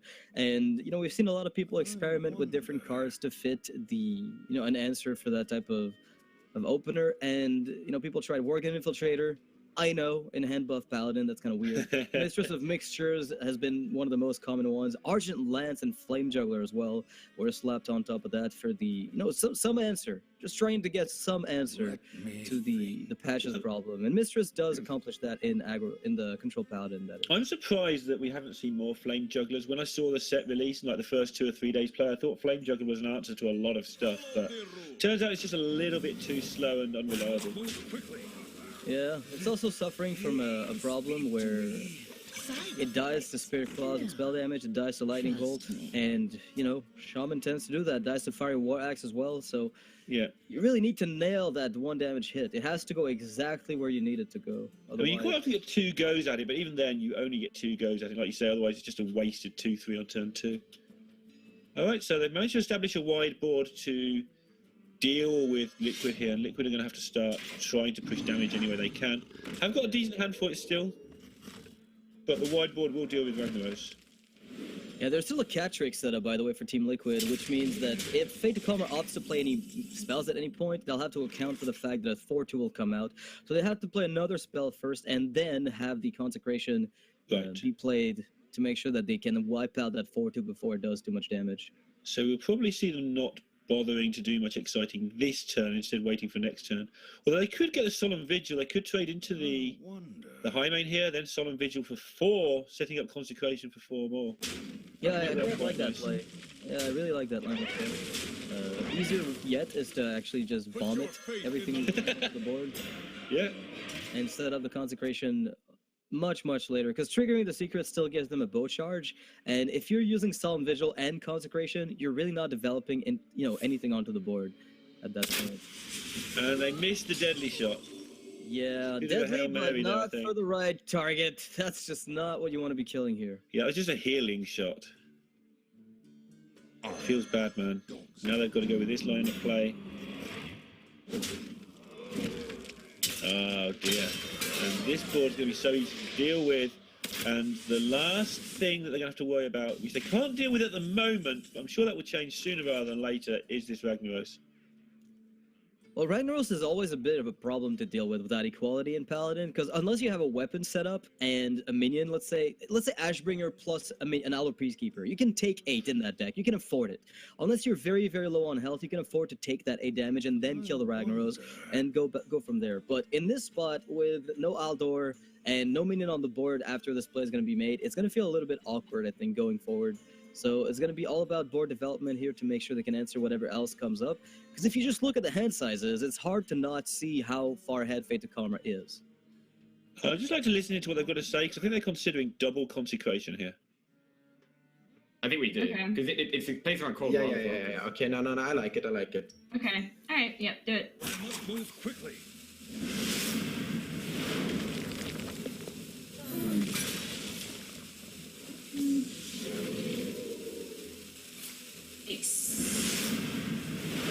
It's just reason. We got our Arcanite Reaper equipped. Let's go face.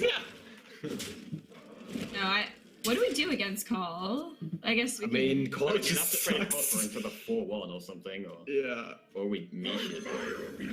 Okay. I mean, that's game if Reg goes face. Like face. Never done. I mean, I'm pretty sure we okay. We could Barnes get a bluegill for lethal. Okay. Let's just do it. It gives us more minions to. Even if it's Doomsayer, it's good, because then he can taunt next Yeah. one. Okay. Barnes, Bluegill, Hero Power? Yeah, just Yeah. Barnes. Just Barnes. Tonight, Even if it's Doomsayer, it's good. There we go. Oh, got it. I told you so. Good. Good job, guys. It's good. We beat the Yeah. Hunter! We beat the Beat Hunter. the Hunter. Woo! It's in the Hunter has been our hardest one to beat. Some things never change. Some things just never change. Senfglas looking for the meme win. It was a sensible play anyway, but he wasn't going to miss a chance to take that up. Yeah, I mean, it was one of those situations where, wiping the board, going for the aggression. As, Senfglas mentioned it, we're left with an Arcanite Reaper equipped. I've seen some decks in the meta with Arcanite Reapers, and they tend to go face. Let's mimic them. It should work out. And it did in this case. The Bluegill Warriors came up to finish the job off. No one needs to play Anything Can Happen necessarily. It's not necessary against Hunter. You can just play the good old board control game, and you're going to starve them out of options, and then they're going to have to fall down, like Hunter tends to do so well these days. So, next up for Liquid, they've lost their Paladin, they've lost their Mage, they've lost their Priest, they've lost their Hunter. They're really down to a Warlock at this point, I think, left in their lineup, as well as a Druid. So those two classes against Anything Can Happen Paladin. We saw the Reno lock from Liquid yesterday against Anyfin do very well. They play the combo, of course, in the deck, which gives them a little bit more of a chance, right? If you're not playing a combo against Anyfin, it's difficult to race them necessarily. Well, this is the point yesterday where Neirea told them, look, we can go straight through this lineup with Warlock, and they did. And then yesterday it was 5-2, today it's 4-2. Very similar situation. Let's see if they can go straight through the lineup again with the Warlock. Neirea seems very, very comfortable with all of these matchups. Yeah, I mean, I think Sjow was piloting the Reno lock yesterday, right? He was, yeah. Neirea was behind him saying you can win every game with this. Right, exactly. Sjow said in the That's what he interview. said with the Reno lock, said that was the deck that was probably going to do the most work for them, and that definitely proved true yesterday. We'll see if it does again today, because cards might come out in a different order, and one of the key swing turns that happened yesterday may not occur again this time around. We had a Sylvanas steal the Finja, which in turn reduced the amount of Murlocs that were brought out and the speed at which they were brought out for the Paladin player. which then made the combo appear a lot slower. So we'll see whether or not Fade2Karma is able to accumulate those combo pieces a bit quicker. Yeah, see if that's an ongoing thing that they want to do, or see if it was just a inspirational play at the time, because it was such a weird-looking play. It's the sort of play you only make if you've made it before, like in a test game or something. Just like, I'm just going to steal your Finja on my 2-for-1. It worked out so nicely for them. Yeah, I think the big reasoning behind it yesterday was, hey, this guy hasn't played a single Murloc yet. If I can deny him getting any, surely we're getting at least, you know, a good 10 more turns before things get bad. Whereas, you know, if 3 Murlocs have been brought out and Finja comes out, stealing it isn't exactly a priority. So it's a matter of how many Murlocs were already played and how much it represents in terms of the quickness of the combo for Paladin. Warlock doing Warlocky things. But the Paladin has got its as damaging a start as it can get going here. But it's not nice facing down this giant early on. It has got the equality option to clear it, but if you're using that equality early on, other things are going to stick to the board. And that giant's going to be coming out next turn. Right. So there is an option here, of course, going for the preemptive Doomslayer to prevent Twi-Drake and to prevent the giant from coming out. It is a play that it's kind of the preemptive measure against decks like Miracle Rogue, where you play it just before Auctioneer to not let them get away with it. The issue is in this case, because the hand of the Warlock is not going to be full, you're really not putting them in a position where they have to dump their hand so quickly that they're panicking. And you had no follow-up play on turn 5 yourself either, or turn 4 with the coin. There was no really good play other than just play another one and then maybe coin into Ivory Knight. That just feels really clunky. So they're opting to go with a line of let's hope it's not there, and maybe have to use our equality if it is. I mean, even if I was gonna say, even if there is an equality being used here, this is one of the boards against Rhinolock where, yeah, that's fine, right? You don't find too many equality positions to use against Rhinolock, as they're not the type of deck that goes very wide unless they're given a very specific set of cards. So I think the equality as a 1 minion removal when you've got so many useless minions, quote unquote, is acceptable. Yeah, I mean, 2 mana do 7 damage is not a bad Hearthstone card. That's what it's going to do right now. Exactly, and there's really little from the Warlock that doesn't kill, that kills the stuff you have on the board that didn't already kill it, say Demon Wrath or Hellfire, so you don't lose out on too much, and you get to create a new and fresh 1/1. Although, maybe, just maybe, Fade2Karma is just thinking about this in terms of value and saying, well, we could equality now, but we could also equality later and just get a better board clear and just get greedy here. There's also the option to equality here and then slap down a Doomsayer, which means that next turn they can coin out the Ivory Knight and get a 4/4 established on the board. It's definitely a better chance for a Doomsayer than the previous turn was. But yeah, Senfglas doesn't like any of it. You can just tell from turning up in the nose. That's what he goes with. Yeah, let's hit Team Liquid here going into this next turn.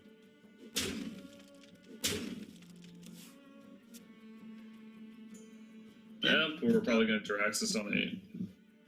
Kill. Yeah, we tap first. They probably want to True Silva or Giant. That's fine. Yeah. They don't have an answer for Emp then. They have to like consecrate it.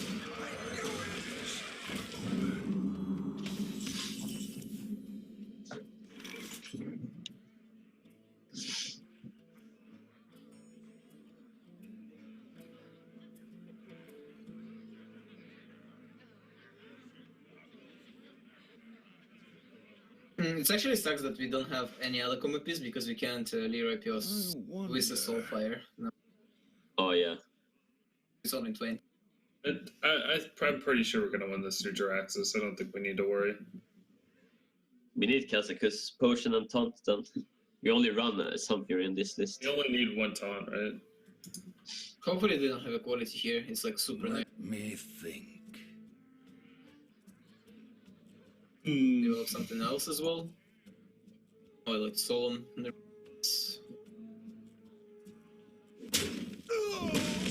got Alder. Oh no, they didn't. So we just Shadow Flame this. Yeah. Can't tap though. Yeah, Shadow Flame. Seems good. I have to. Bucks. It's better than Sylvana Pio though. No, I prefer still PO. I like winning this matchup through Jiraxis, not combo.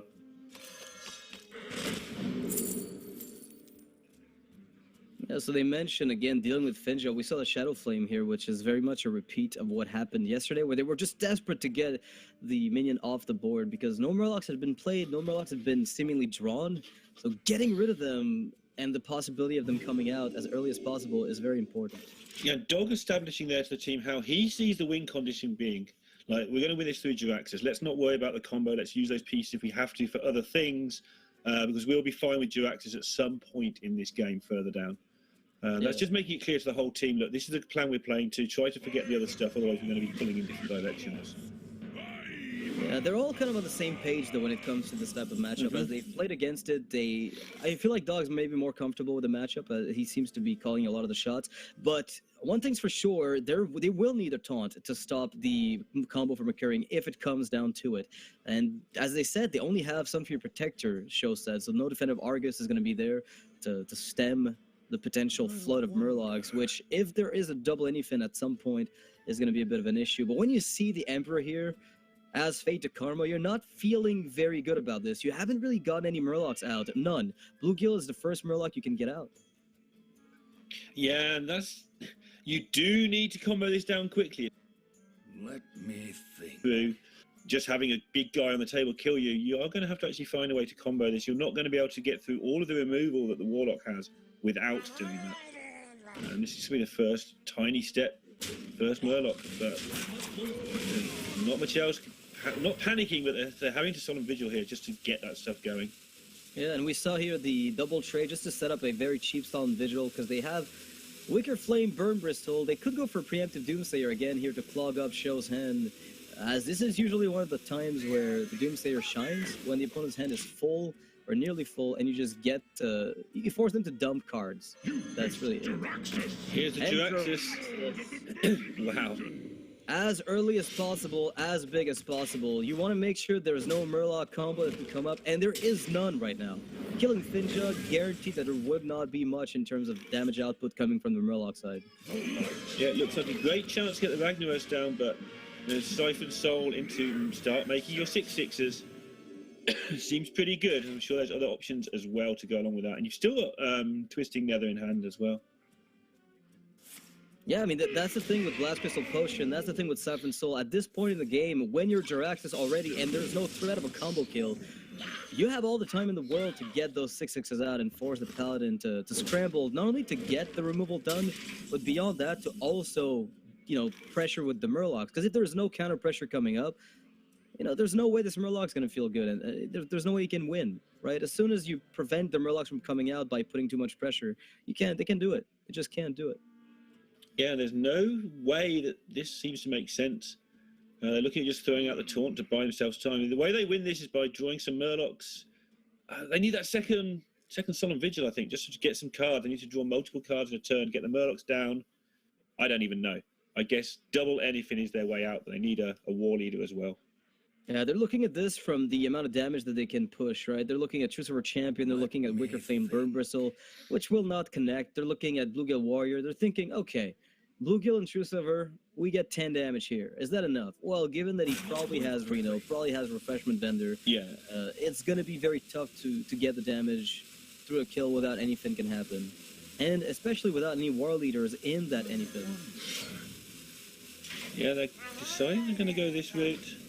Maybe feeling that they know they're going to lose a lot of the time. And this is, Senfglas just doesn't like the look of this one bit. But it's a route to victory that has, ways that could work in an ideal world. Yeah, let's listen to the players here on Fade2Karma to see exactly what they're thinking about the spot. Axis, reduced. I mean, it's just, I don't think it's ever going to play around combo. At least at this turn. And I don't think there's any way we win if we... Yeah. We need to try and be aggressive, set him to... Also, we got a safe equality when they turned up. Yeah. So once his Bluegills died, anything is literally doing 4 damage. Yeah. 9, 10, Double equality 11. is really huge here, though. That could give us some time. Yeah. Just gotta get that War Leaders. I mean, that Finja kill was pretty good. Shadow Flame, good shine. But I mean, we gotta play it. I still think it's correct to just drop Fincher there. At least we make No, I him think Shadow so Flame the too. Giant, right? First of all, it's not the most... It's not the best play ever to Shadow Flame the Giant there. Just renoing. Okay.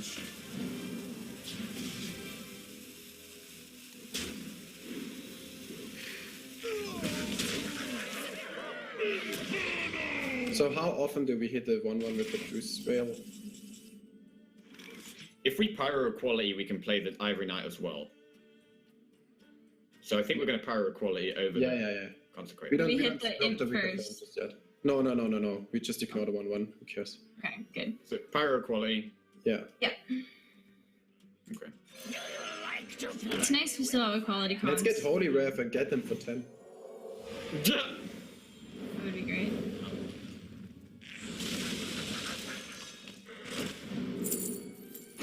What the Enter fuck? the Coliseum. I mean, Divine It's a Favor. Divine Favor. Oh, Divine Favor is not Yeah, bad. Divine Favor's good, right? Yeah, for sure. Is it better than Enter Yeah. the Coliseum?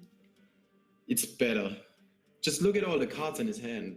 I don't know. Yeah, We and could go for it's- like it's Pyro only- Equality and Divine Favor, and It's gonna yeah, leave we, him with we gotta just get a Divine 6/6. Favor. We gotta get Divine Favor. Do I hit face here? No. I just don't think I would. I don't know. Like, Yeah, I think I agree with it.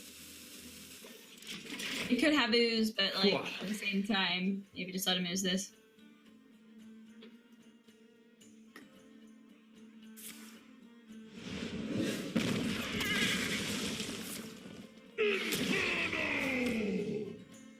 I'm not ready. All right. Interesting there. We're saying they needed a Solemn Vigil or something. Divine Favor is actually even better. And going to give them a chance to draw a lot of cards in one turn, obviously, which is exactly what they needed to try and get back-to-back anything. But as Jackie was pointing out there, at this moment, anything does 4 damage. Right, it barely even scratches the surface of what they need to get, which is why that Divine Favor is so crucial, right? They get in this spot to hand dump, they get to coin just to empty the hand, to play Wicker Flame Burbristle alongside the Divine Favor.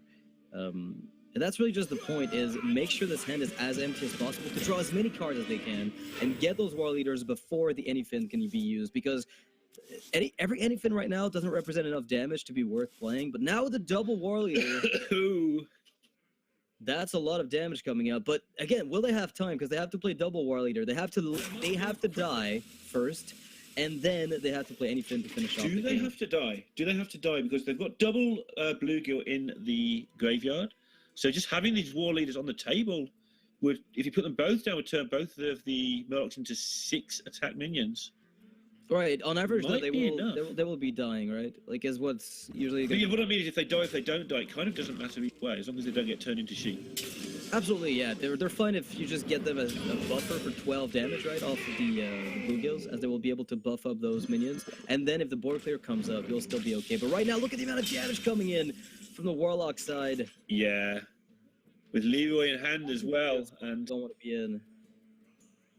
completely out of equalities now. They probably know they're going to lose this, but I think their play is to play both War Leaders and Aldor and...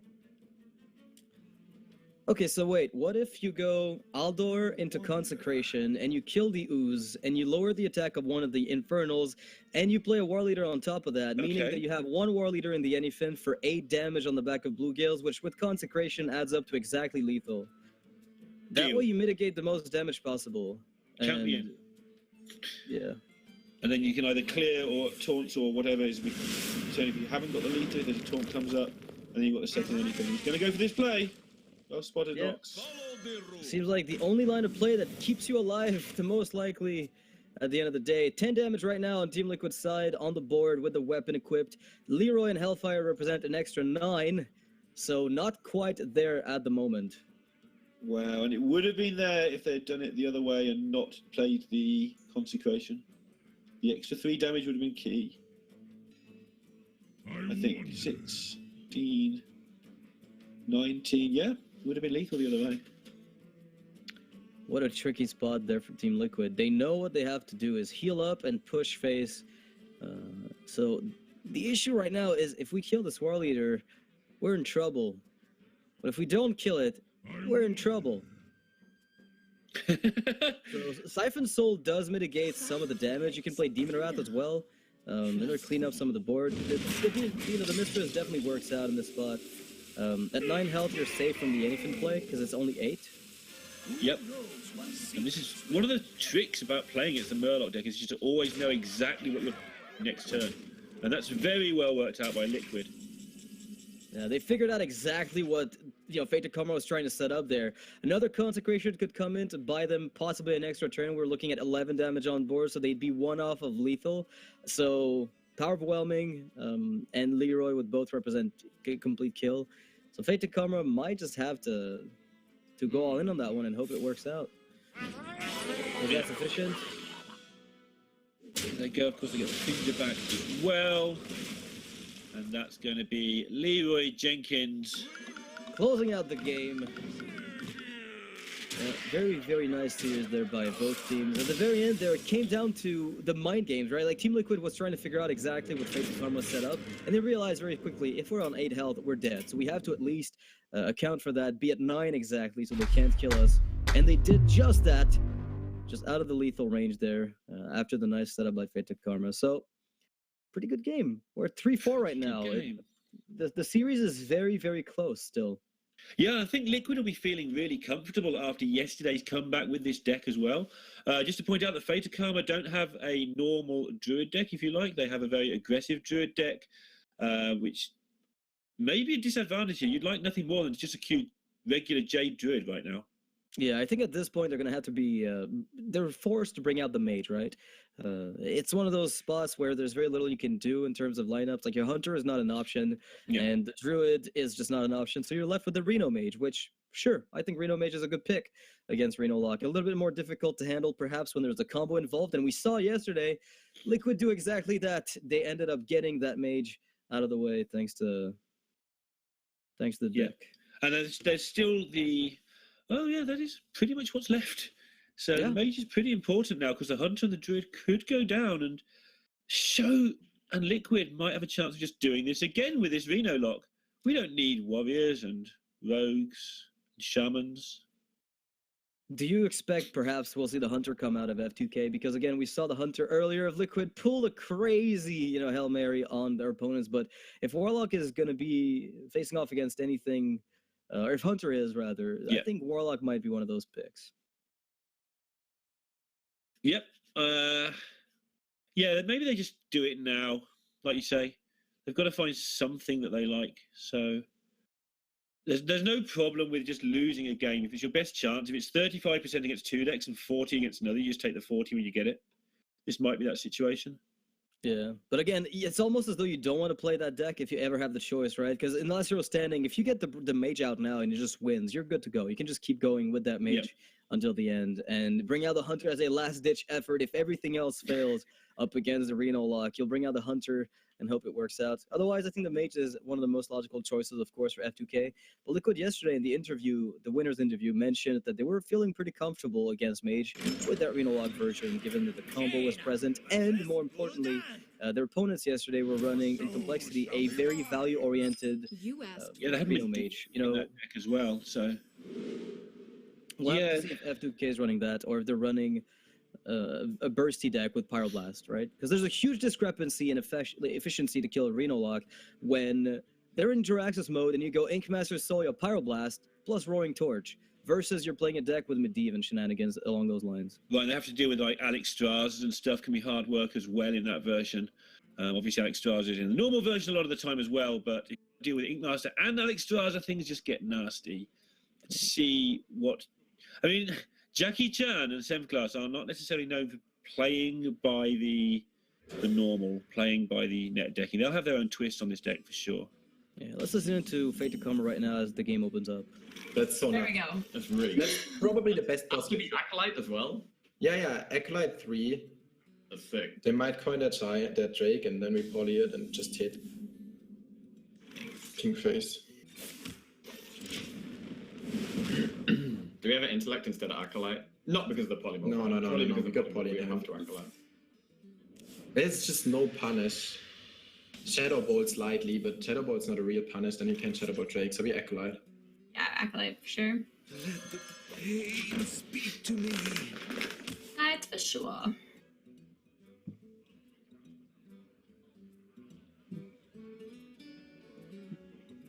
Drop Doomsayer here. We ping our That's own also acolyte. pretty good.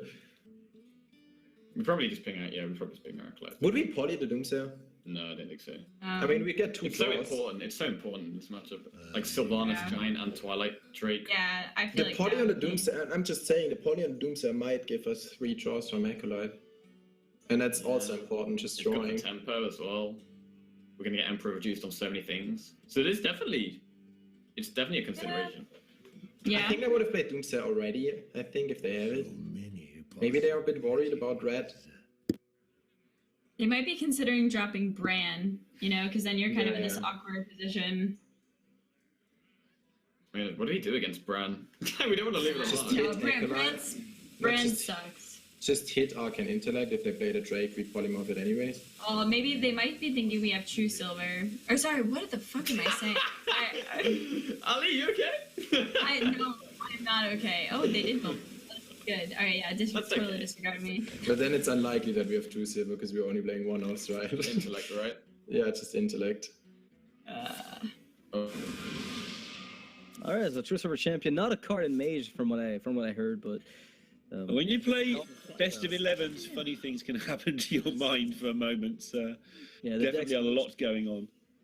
Yeah, we heard a lot of the train of thought there from Fade2Karma, which I really appreciated. The whole idea of killing the, polymorphing a Doomsayer as a potential play, just to make sure they maintain tempo and they can go, from 4 to 5 in the Drake and to 6 on the Emperor, discounting, as Jackie Chan mentioned, a ton of the cards in their hand, which would have been an amazing play. Now, on the other side, the hand's filled up, and Team Liquid has time.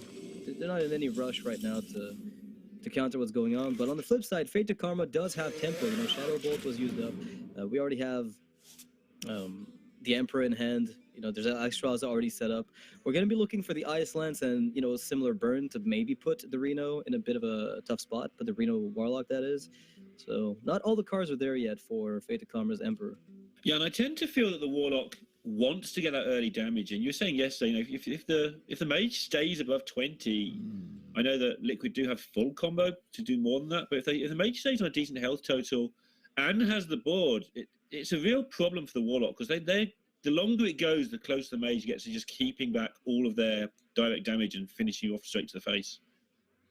Like Alliestrasza into just kill you.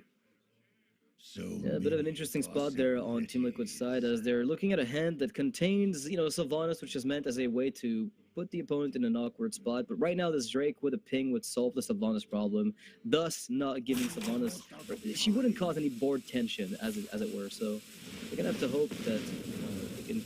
Oh wow, that's a discard they didn't want to see happen, given the potential follow-ups. And Fade2Karma is gonna be delighted by that. Interesting that they didn't tap first. They rated their hand junk enough that they didn't want to tap before the discard, by the way. Obviously with Jiraxis in there as well as the Sylvanas. Maybe they're just vaguely comfortable with that. Or not as uncomfortable as you expect, maybe. That's a better way of putting it.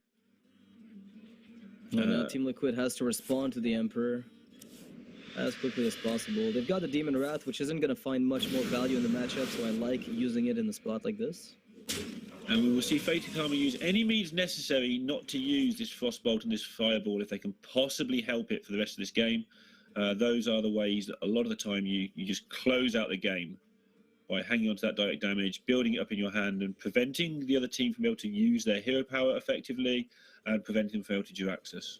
Yeah, one of the things that's interesting about the matchup too is that most of the cards in both players' decks tend to be very reactive, and they're not really, any of them in a position where those reactive cards can be used against any of the stuff the opponent does for a long time, unless they go very wide onto the board because they want to extend.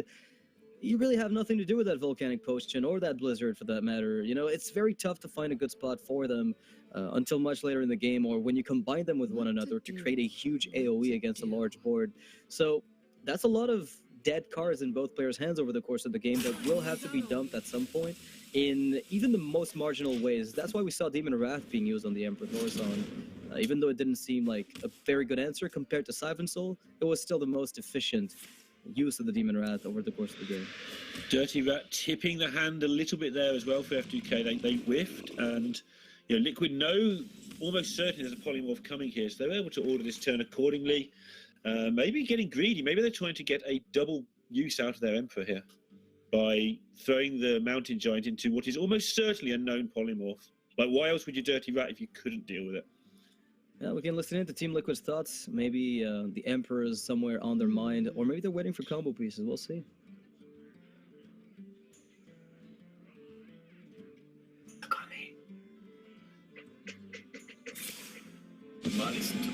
That's so greedy. Like, they have so much Cadro and Kabbalist Tome. I hate Kabbalist Tome. Yeah. Why would they do that? If they had an answer for Giants, why would they do this? Do they have They points have discounted. Oh yeah, that's true. It doesn't matter for us. It's like they didn't deal of anything. We tap Emperor. Oh, do we? Emperor. Yeah, we do. Yeah. We used Soulfire already. I would trade in the sheep though. Yeah, it's alright. Yeah. But we cannot get a clean trade anyway. So Emperor here. Like, they always gonna kill Emperor here. Yeah, but it's still fine. Like, if they portal, they probably twist another. I mean, they might just go like Torch Trade or something. It's just better to not have them on it. Yep. Deny the ping. They go to Ice Block, it's really bad for us as well. Yeah, the combo plan is out of the window. Like, we can just use PO if we need Yeah, to, just right? for the value. Okay, so they don't have like portal. So you can We're play. saving Portal for face, probably. We just need to keep tapping. Kind of, yeah. Do they have Medivh? No, they run Antonidas. Oh, nothing. That's for Maybe not. Kabbalist Tome. So Calibers. Yeah, we tap. Yeah, It's we got tap from first. Kabbalist Tome. We tap Ooze into second rate, right?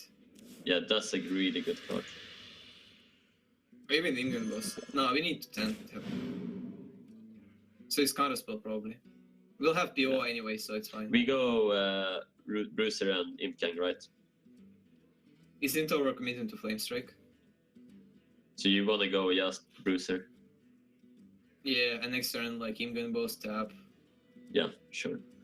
That's fine. I'm not ready. Like they said that they didn't have a portal, so Might be Vaporize. No, I think they're saving Portal for face, to be honest. I think it's something board centric, like effigy, counter spell, spellbender. So, not extending to Flame Strike here. A lot of discussions, right, ongoing about exactly what Fade2Karma might be holding on to, and I think those secrets from the Kabbalist Tome really put a wrench in Team Liquid's game plan, right? Like, there's the worry about exactly what that could be. Yeah, I mean, there's so many options that just ruin your game here. They've already given up on trying to win with combo, they were stating there, and they did bait out. They did try and get the double use out of the Emperor. No, because Sjow was surprised when the polymorph wasn't played. He's like, what's happening? Because he forgot it was reduced. And when it came, he was like, oh yeah, of course, why would you Dirty Rat otherwise? On the other side, getting that Pyro from the Kabbalist Tome gives them so much more freedom for Fade2Karma to try and win this game now. Yeah, they probably have a Pyroblast already in their list baseline, but that's an extra way to do it. And now, with the counter spell setup and Burgley Bully, that's going to be interesting, because they'll get at least one coin from the minion. Yeah, that's going to make things really good. And then the spell is going to be counterspelled, which means one of the precious removals from Team Liquid is going to be taken away by that, which is one of the things you have to keep in mind, right? Like, the value that you get against a Reno deck with counterspell is oftentimes irreplaceable because they don't have a second copy of whatever spell they threw into it, and that's a very scary thing to think about. Yeah, they still haven't really. They're looking for this Bran, I think, on the side of Liquid, just to try and get the value from the double Kazakas.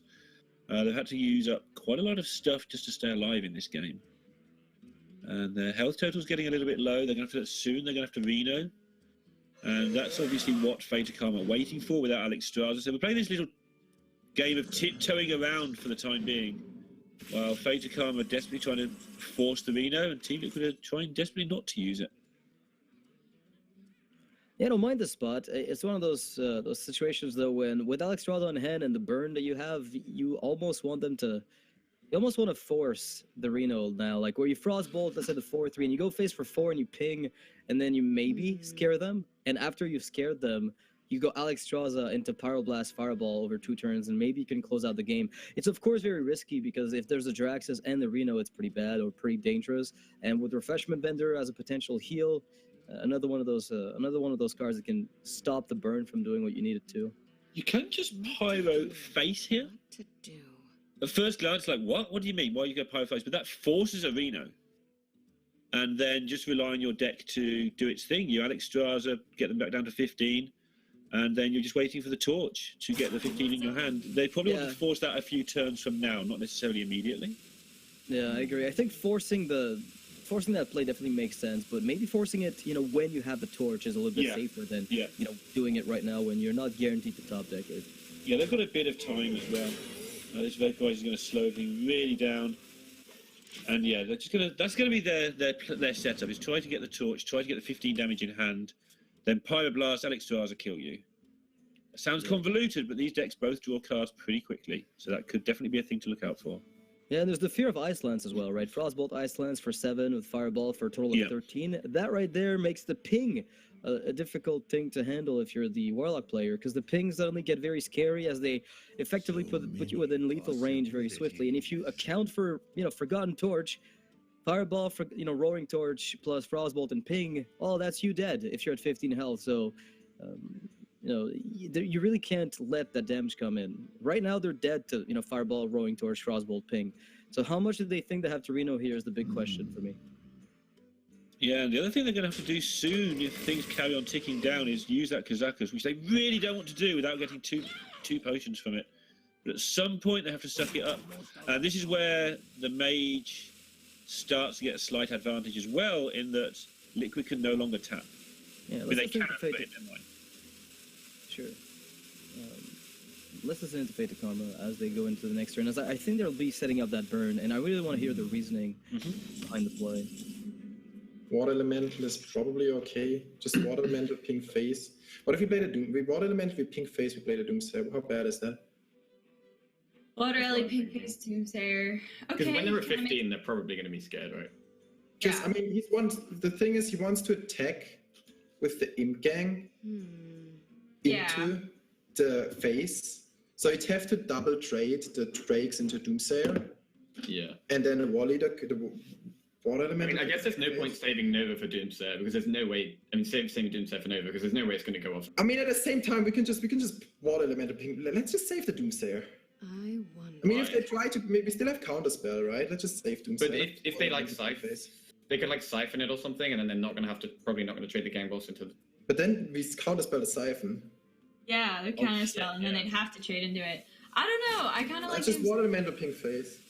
Okay. You can top deck Nova. I like the Nova top deck too much with Doomsayer. Doomsayer is like this. Doomsayer is just health, and if we have it with Nova together, it's an actual threat that they gotta deal with. Okay, yeah, put the water on. You want to Doomsayer? No, I'm sure I don't want to. Yeah. Okay.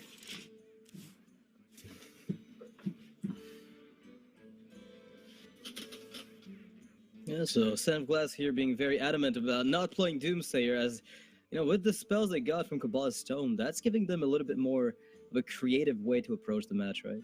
Yeah, he was obviously there, the designated caller if it gets close, because Jackie was definitely not happy with that. Like, finish it off with the old okay.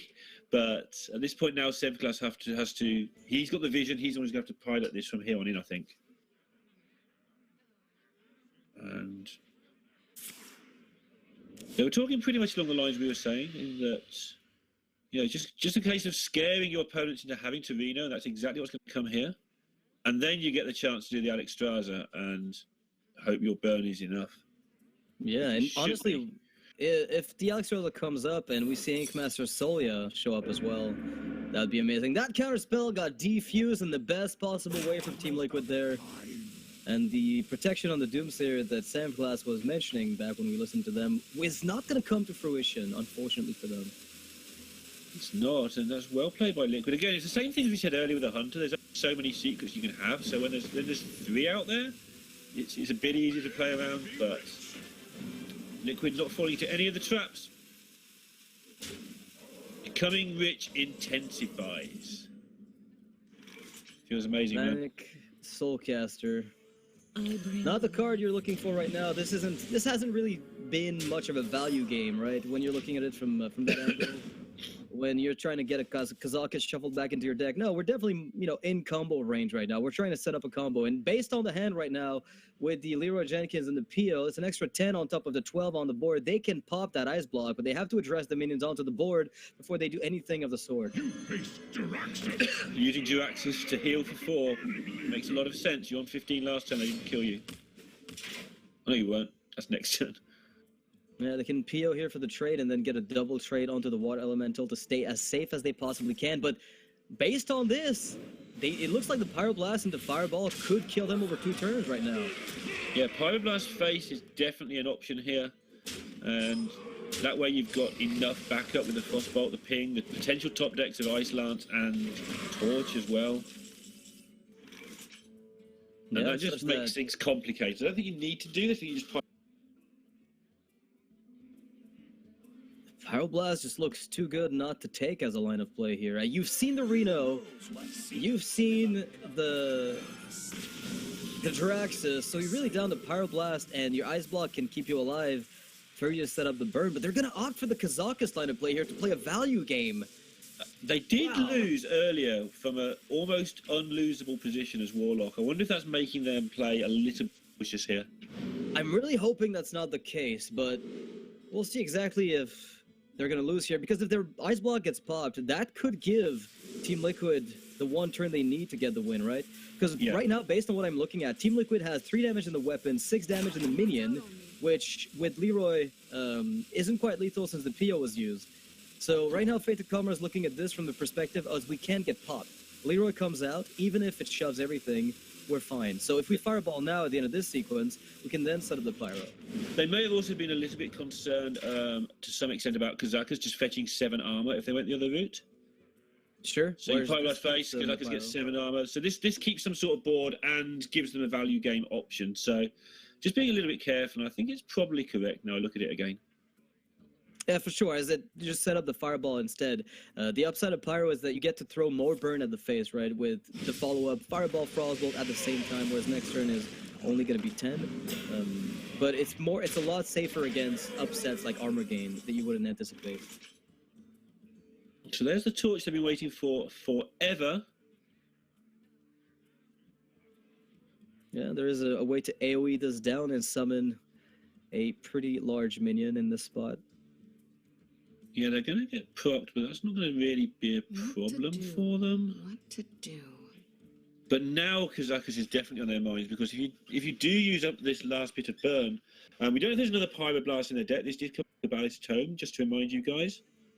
It's likely there is another Pyroblast still to come, so it's not totally all in if they go for it. What to do? But this can go wrong again.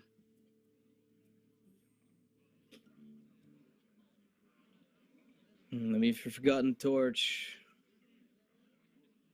with Reno and Frostbolt, that could give you, again, a turn of stalling to not get popped.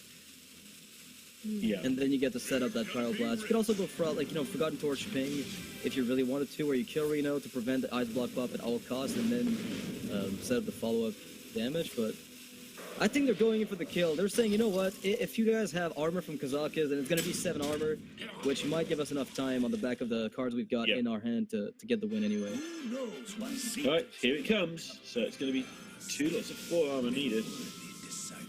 So they're going to have to go for 1-cost potions here and hope that they get the +4 armor twice.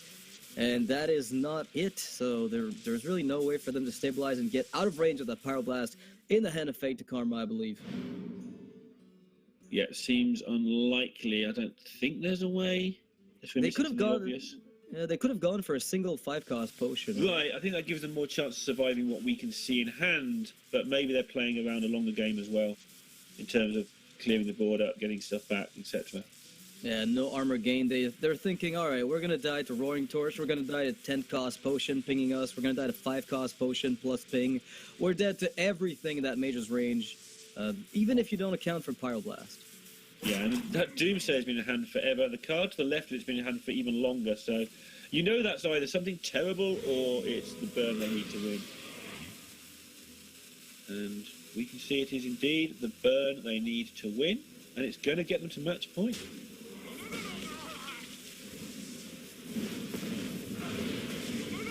Now we'll see whether or not Team Liquid anticipated the Pyro. For sure, they expected some sort of burn to be in the hand, given the line of play that Fade2Karma was taking.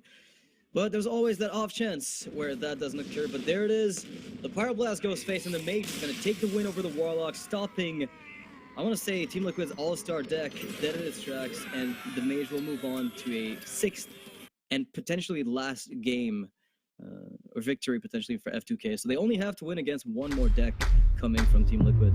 And that deck is going to be that deck is going to be Druid, I believe. Druid, and F2K have got their own Druid, which is a fast Druid designed to beat Druids, and their own Hunter. So it's going to be really difficult for this Druid to run the gauntlet, but we said that yesterday about the Warlock, and they managed it, so let's see if they can make another comeback.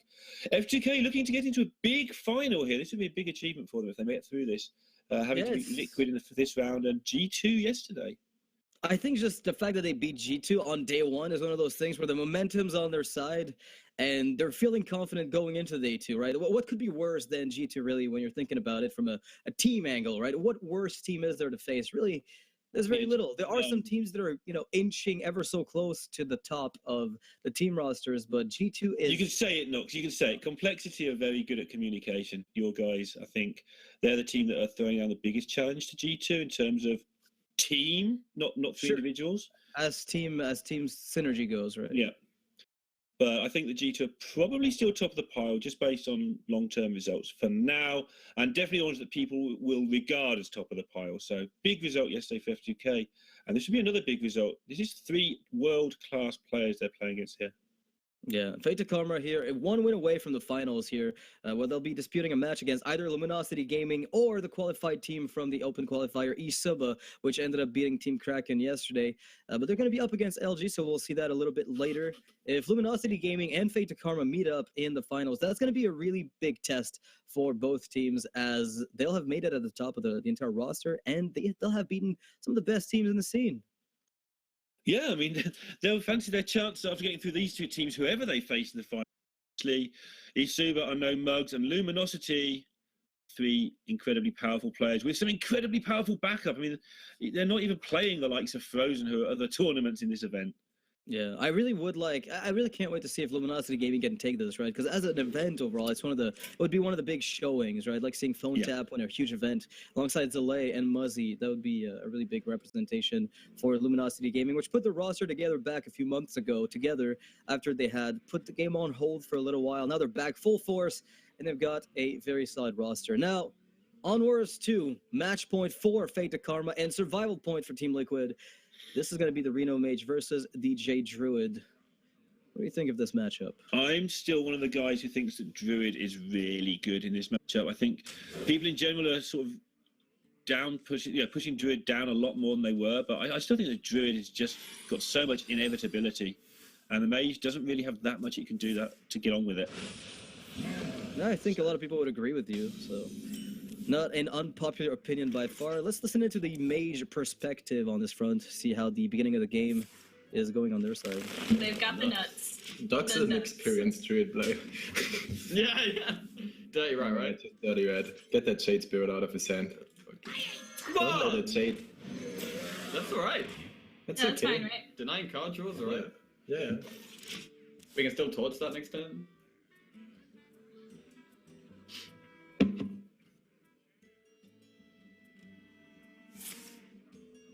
Okay.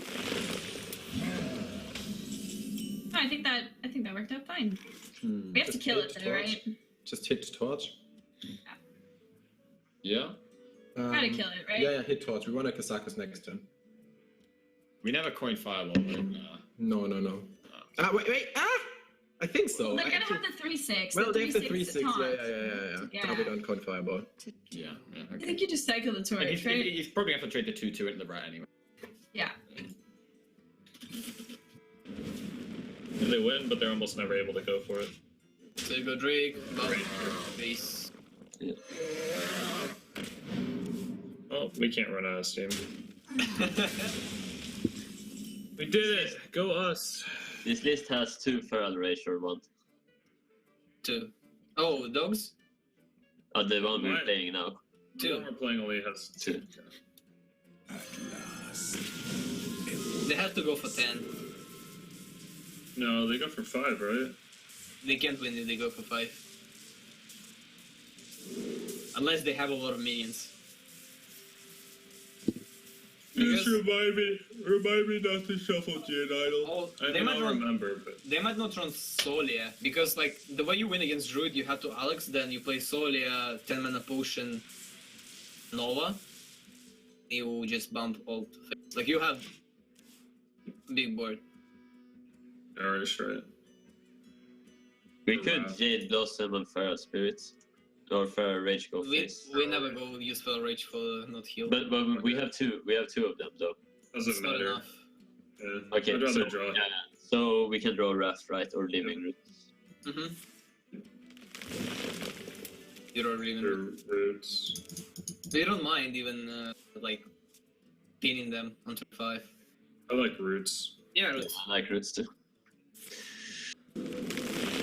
That's as good as So very solid analysis there from Neirea, as we saw him just analyze exactly how Fade2Karma was supposed to win, and he said very adamant about this, that if they go for a 5-mana potion, they cannot win. Which is interesting, right? Because we think the mage has to get the board early, so the 5-mana potion's a way to do that. But yeah, he was absolutely certain you've got to win it with the 10. And both teams talking about it from the mage's point of view, because the mage being such a big underdog, they're trying to work out how to win the game, and Liquid are trying to work out how to not ever lose the game. Yeah, and it's actually very difficult, right? There was a little bit of mockery from Fade2Karma saying, oh, they're very experienced Druid players, they got Wild Growth, and then Jade Blossom came out, and from there, it just seemed like the ramp would be too difficult to handle, which isn't entirely untrue, right? We did see already 2 Jade Golems come out, so as turns pass from here on out, it's going to get worse and worse, and we know what happens once you get the Gaddis ball rolling with the Jade Idol. Even if you give them time, oftentimes it's sufficient, and with a double Feral Rage in the Druid deck, that's a ton of armor that's going to prevent OTK kills from happening. Yeah, this fireball was a sign, by the way. They were going to fireball the Drake temporarily, then it was, you know, they realised, hang on, need to save this for the Behemoth, that's the exact minion we need it for. So fireball was assigned a purpose, which it will now do. And they gave up a little bit of tempo to make sure that it went on to the right minion later on. Yeah, how do you feel about Nova Doomsayer? Is that ever a play you're considering in a spot like this one, or do you think it's too often just a throwaway? I think you need to wait until a bit later when those Jades get out of hand. You don't want it to be too much later because you've got to win the game at some point. But I feel like you wait a little while. Nice little pickup to slow things down. Whether they do it now or not is another question. And there goes the fireball, so that's one of their, not win conditions, but one of their ways to sneakily win has gone, but it's all hands on deck to not lose against this Jade deck early on. Right, as Team Liquid mentioned, of course, the win condition of the usual Inkmaster, Pyroblast, Rowing Torch is just not a real thing, because the armor gain of Druid is definitely difficult to go through nowadays. Yeah. They have +8 armor twice in their deck, which is effectively a better healing touch for all intents and purposes, and if you try to set it up, they'll see through it and just take you off guard by armoring up after you've tried to set it up with Alliestrasza. So, not a plan you really can go for, and that potion now having been thrown away implies that Team Liquid doesn't have to worry about a 10-cost potion anymore. Yeah, it's really difficult to see how the mage can even generate a win here, unless they've got the Inkmaster thing going on, like you said. Yeah, let's see what's going through the player's mind on Fade2Karma's side, because this is very much a mage-oriented game, right? Like, they're going to be determining exactly what happens here. And Nova mirror images now. And if they don't have the mulch, then on the other hand, they won't mulch Alex either, and we might just win the game with it. Yeah, I mean, I think it's pretty likely they're going to be able to clear this, but I guess we could coin Alex anyway. They're drawing. Like they're trying to. They might try to find something here. If they don't get it, they don't get it now. It's only mulch. Yeah. Do we know if they play 1 or 2? I don't know. But I think they float. might. I think Cypher said They maybe definitely play 1, 2. but I don't know if they play 2 or not. No. Oh, it's gone, man. I mean, do we coin Alex anyway? Probably, but Oh, it's the last string in our hand. Oh. Damn it. I'm so sad they had that mulch. Yeah, I mean, this is a really bad that's to matchup, be so we gotta expected, kind of right? It's play just through our- we gotta. Like you can win this game by just out-tempoing them, but they start with Jade's cards Yeah, every when turn. they to go draw. one drop into wild growth and so, yeah. I don't think it was actually good though. Like I think that was fine what we did. Also the mirror, like I feel like that's just our game plan, them not having mulch. Or some other very unlikely I removal. mean, these mirror images also makes it a lot safer to play Alex here. Play Alex now. Still pretty bad, but yeah. I mean, we there's gotta still go a good for chance we die to like. Do we die to double swipe? I mean, we don't have to be worried. Yeah, I we die to mean, double swipe. we don't have to be worried about dying, right? I mean, yeah, we could die, but It's like if they that's have what he double. has. Yeah, are we ever winning? If he has double swipe, probably not. What I mean is just we gotta take risks. So we just YOLO out Yeah. Alex and Do you ever trade the book off? You bring life to anything. Does it matter? He's gonna swipe, right? I would just Yeah. hit it. I mean, what does it do? Yeah. Yeah. Maybe we top the Flame Strike, or we make him think we have Flame Strike. Sure. I think the No. human is better. Fine. So it's like It's not as weak to Flame Strike, right? yeah, it's Behemoth. like hero power, innervate behemoth. This is like super good.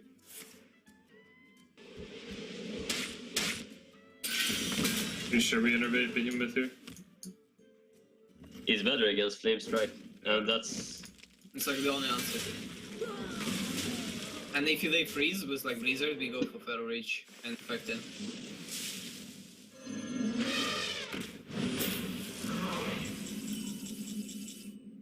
Talon's Flame Strike.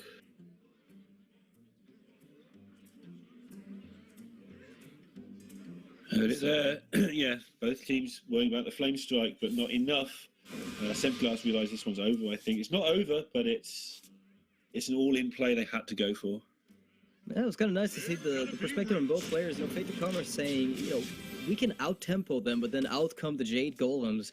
Going back to the question that Team Liquid posed earlier, you know, if there's no Ink Master Solia in the deck, then that 10-cost potion was not an option, and the game was already lost or very much against them. It was more of an uphill battle than they had anticipated going into the matchup as Reno Mage. Yeah, and I mean, what can they even do now? This armor's just going to make it so difficult for them to win. What card could get them out of it? The Ink Master's just not enough even. It's there. There's no real win condition in this matchup. That's what makes it so difficult. Yeah, you're really relying on Kabbalah's Tome almost at this point. You're looking at a 25 health Druid with, on the board, enough to kill you over 2 turns. So I don't see this really feeling too good if you're Fade2Karma. The Polymorph can buy you some time. The Arcane Blast can buy you some time. On top of that, the Forgotten Flame can also, the Forbidden Flame can also buy you another turn with another minion. So frankly, you can kill most of the stuff on this board, but Yeah. the question, of course, is can you out-tempo them afterwards? And Neirea's point is proving to be a pretty good one, that actually they could do with a 10 spell from Kazakas, I think, right now. Yeah, the 5 They've got a handful of cards, so the 5 wasn't necessarily that useful. They could have used some of these cards to clear up. It helped them stall a little bit longer, though, because there was a 2-6 alphabet and a 3-3, which really slowed down the Druid. Because you have to remember, the ramp of the Druid was so strong that ultimately Fade2Karma had to do something to contest the board to not let their opponents run away with the game. Talking about running away with the game, this auctioneer is just going to almost certainly seal the deal here, I think. Kabbalah's Tome is still an out. It could provide... There must be 3 cards it can provide that will win the game, that are the right 3 cards, but I'm not willing to guess what those 3 are right now. 3 Pyroblasts isn't enough, which is scary. Well, there's a way to stall a bit longer with, you know, the flame. Well, there you go. I was gonna say flame strike would definitely come off the top. Blizzard would help a lot. They have the brand Drake and a Frostbolt to again draw 2 cards and remove some of the board. Because again, Kazakis was used, right? So the brand has some utility in drawing cards from the Drake and accelerating the pace at which you answer this board. I don't mind it. So you can't take much more damage. This is the problem they're going to have, though. Not only are they sort of fighting off this never-ending Jade army and failing to get tempo, but they're actually in danger of just dying, like immediately. So the whole thing's turning into a bit of a mess. And this auctioneer, they can't see it, of course. They probably think their hand's full of garbage the other side. They probably identify the Feral Rage. But how do they generate any value for themselves at all here? Yeah, let's listen to what the players are thinking on Fade2Karma's side. So if he somehow plays nothing because his hand is mulch and whatever, and we can just play Brand Drake Ping. We get Blizzard, and then we get like Agent Boost Blizzard. But I don't know. That's an out. It's just such an uphill battle. Yeah. It's such a. I think we're past the point of. Just get 3 Novas. Just Three get 3 Novas. Yeah. Get it cold. I mean, yeah, that's a Cold start. and Blizzard. Let's go. Let's go. Oh yeah, and Blizzard. Shit. This one's pretty shitty because he has an 8/8 up. Oh yeah. At least an 8/8. Just Blizzard isn't the one that freezes it, right? I don't know. It was bottom right. Always supposed to win this. This is so disgusting. I mean, we have the Taunt. He might have to trade the 8/8 and the Taunt. I don't know.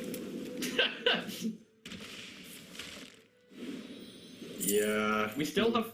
Oh no, we've used Frost Nova. Oh, okay. Okay. And we've used Kazakas. Yeah. Nah, we're. I don't want to.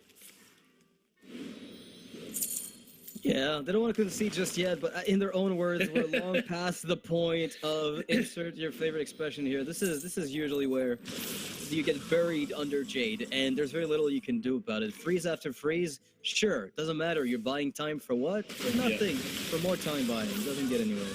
Alliestrasza made a point a minute ago about the number of mulches in their opponent's deck, and I'm pretty sure she mentioned that Cypher had counted them and there were 2 mulches. So talking about the whole team aspect of this, it seems like Cypher was probably on deck watching duties yesterday. Well, and Cypher obviously also being on F2K. Yeah, we haven't seen a mulch. We've gone through the entire deck, and the second mulch was not present in there. We have seen Jade Druids with 2 mulches, however, in the event. So this Druid win here for Team Liquid lets them stay in the game, and suddenly 4-5, they can come back and get the double win, but they have to beat one of the decks that F2K brought as the killer of Druids, the Token Druid. So J4ckiechan came up with an interesting, aggressive token build, which aims to kill other J Druids and not give them time to really ramp up. So I don't know if that's something that they'll be able to tackle with the J Druid that they brought. I think it will. I think J4ckiechan, possibly the best, not the best Druid player in the world, but the best player of unusual Druid decks in the world, has brought a deck that he knows what it does. It's here for this purpose. They said it was here to kill Druids. And with Jackie piloting it, and with the help of Senfglas and Ali, I mean, these guys are used to F2K decks. These guys have played these sort of decks a lot before. It's a deck that the whole team likes. Fancy their chance of closing this one out. If they don't, then the Hunter could be interesting. Yeah, I mean, again, they're going to be down to Hunter after against the J Druid, which, I mean, this is still a matchup you can win. We saw it happen yesterday, but it's not going to be a matchup where Hunter's favored at all, because there's no matchup in the game right now where Hunter is in any way really favored. It doesn't do all that well against anything. So you're just a hater of Hunters. What did Hunter ever do to you? You got something against Undertaker? So here's the thing, right? Yesterday when Complexity played their Hunter, I don't know if I had to root for Complexity or for the poor Hunter, right? Like, it's one of those situations where you just don't know how bad Hunters have it until you try really hard to make it work. In the first few weeks of the expansion, I did nothing but try to make it work and come up with decks. And the best that I could muster was some, really janky secret mid-range deck like most people are making here. A weird hand buff that was also odd. And an OTK deck with Scavenging Hyena. There's nothing right now that you can do to counter the early aggression and still transition well into the follow-up, which is Right. what the trademark of Hunter was for so long. So that's the reason the class is in a really bad spot, and the reason why a lot of these teams have tried to avoid playing it, aside from Liquid, who just goes, you know what, there's the Warlock, we have a Hunter, let's try to sneak in a win with the Huffer. And Oh my goodness. that's an opener that I don't think Team Liquid will be very happy to face off against. Let's listen into Fade2Karma again, as I want to see how confident they're feeling right now. We could go, like, if they have wild growth, we could go Corsair, kill the 1/1 with patches, and coin Raven, and hope they can't kill the Raven for the Shiraj. Or we could go Squire, and then we can use the mark on the Squire next turn. But if we Squire, he just straight away the Squire. I think they will kill the board. Isn't Corsair just the safest play, and we can mark off with Charge on the Enchanted Raven next turn? Well, just Corsair and no coin anything else. That's what I'm thinking right now. Okay. I mean, it's your call. Fuck. I mean, I would just go all in. I'd just like Corsair, but I'm not sure which one. I mean, we could Corsair coin Squire, then we mark off the Wild next turn, and then after we mark off by Charge. I think that's the best. Okay, I like that. Corsair and Squire.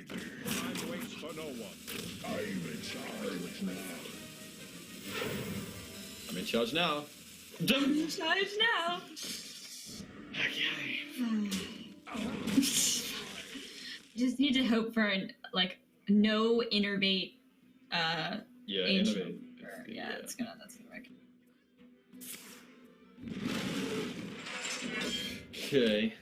Kind of annoying.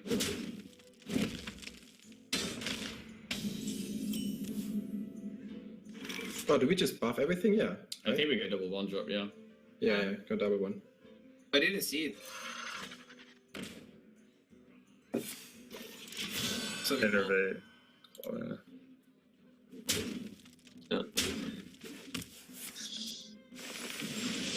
just if they don't have any buffs. So Even if they have roar, they're so behind. Like, maybe we can just swipe. We don't swipe, right? that's pretty bad. Yeah, it's only roar. Oh, this swipe is good. Swipe hero Yeah, power. swipe's pretty good. Yeah. If they They play like Innervate hero power. hope they play like roots.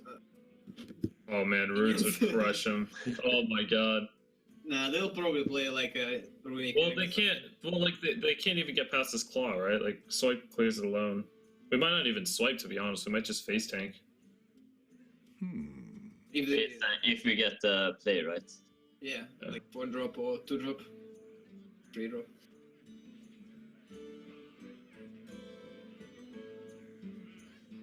So both players, both teams here think they're in an okay spot. I guess that Druid of the Claw of the Innervate really put a stop to the early lead that Fade2Karma was accruing, though.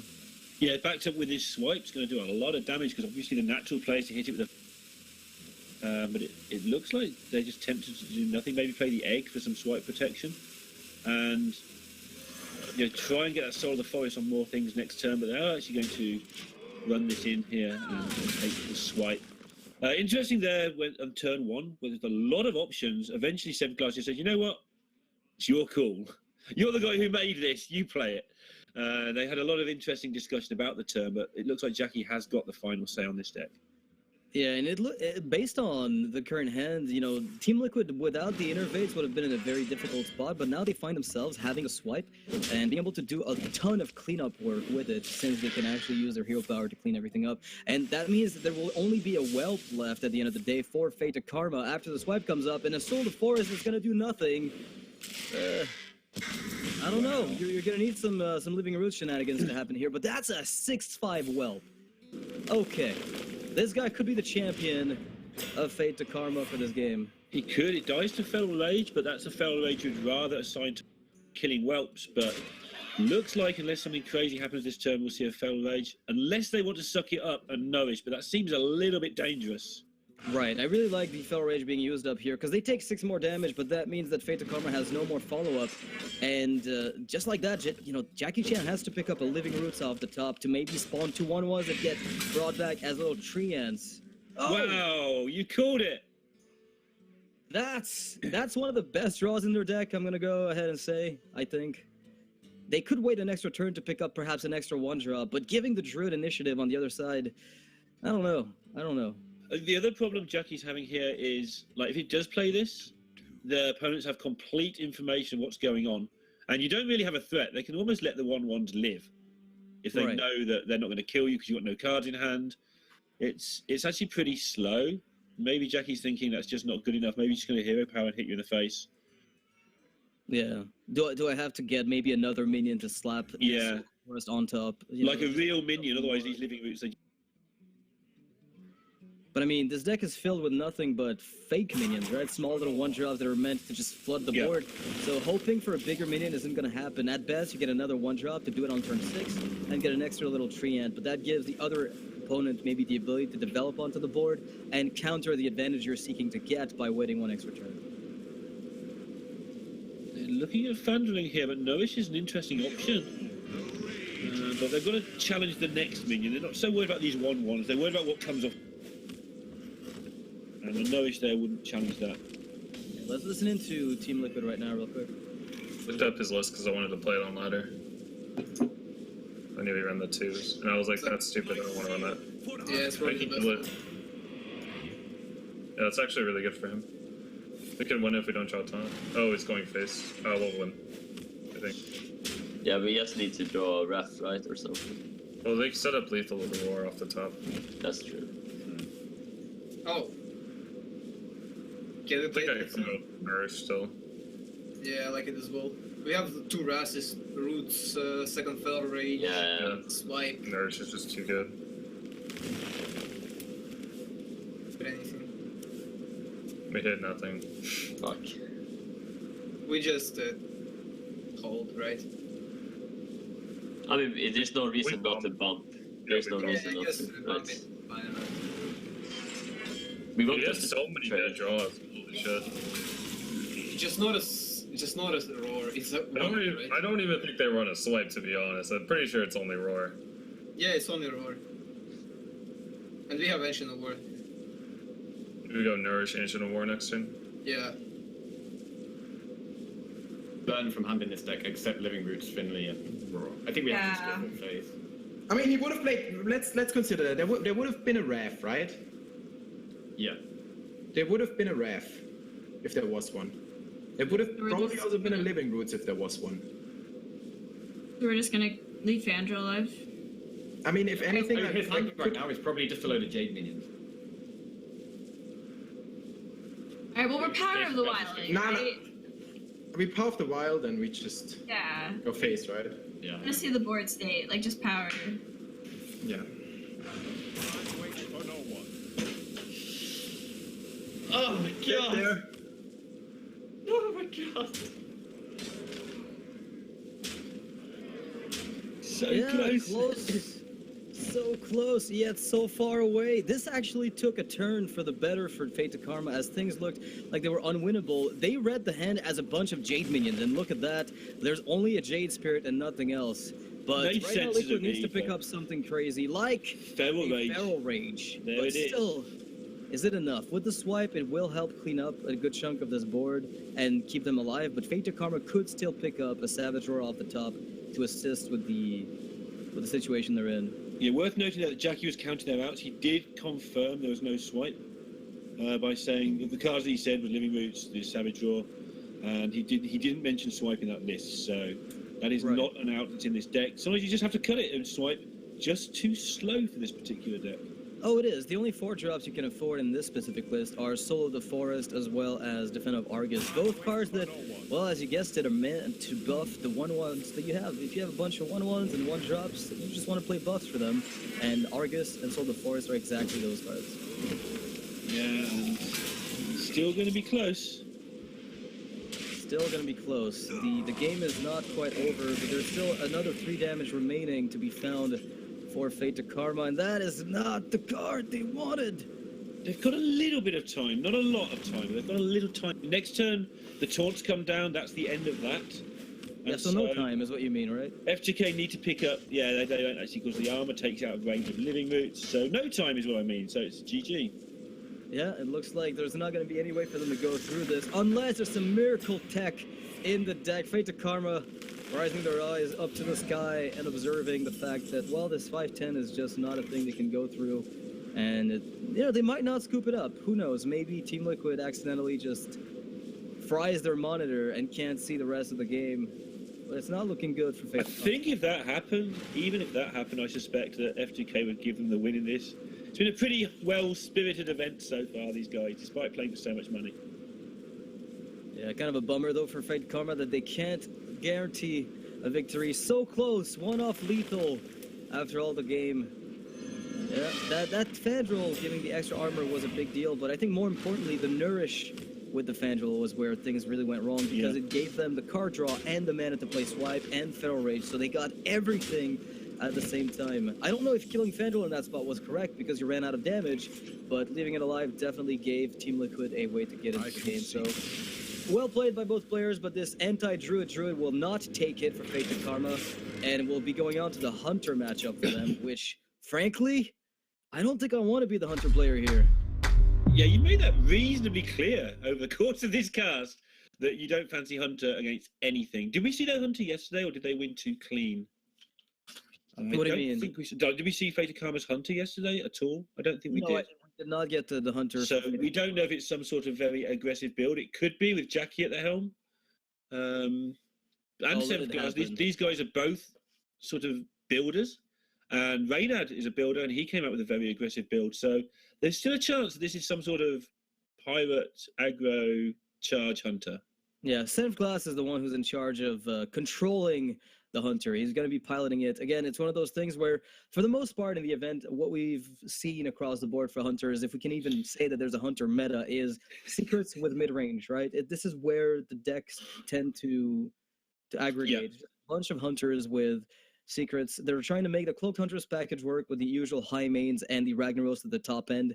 And yesterday we saw an inkling of a potential N'Zoth in the deck, as, Infested Wolf, Rat Pack, and some on a high main or good candidates to be brought back to life, and Tundra Rhino sprinkled in, of course, to help with the whole charging beasts archetype that you can sometimes get lethals with when people don't expect it. So we'll see exactly what's in store for us as far as Fade2Karma's Hunter, but I'm excited to see if they've come up with something.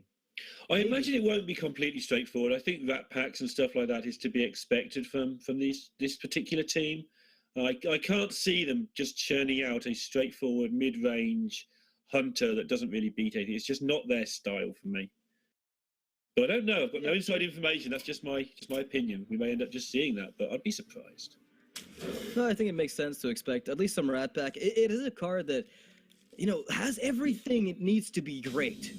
What it doesn't have is the class that, can make use of it. And as it stands, Fade2Karma is on match point, facing down a matchup, of course, that they just don't want to face off against.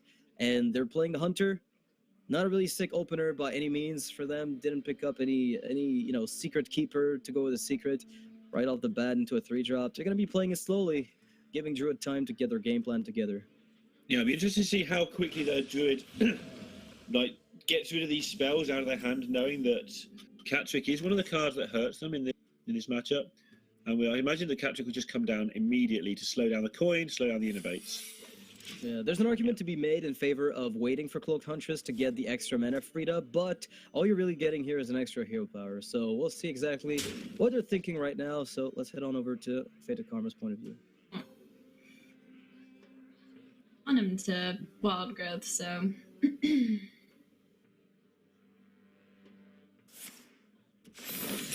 They just have innovate every game. Every single game. Wow. Wow. Fuck! So 100 snipe and trade into the 3/3. We gotta do that. Yeah, I Guess so. Yeah. We get so It's better. by the 4 drop, but yeah, I think we have to do it, right? Yeah, but the 2/3, I don't know, is there ever a world where Companion is better there? Not really.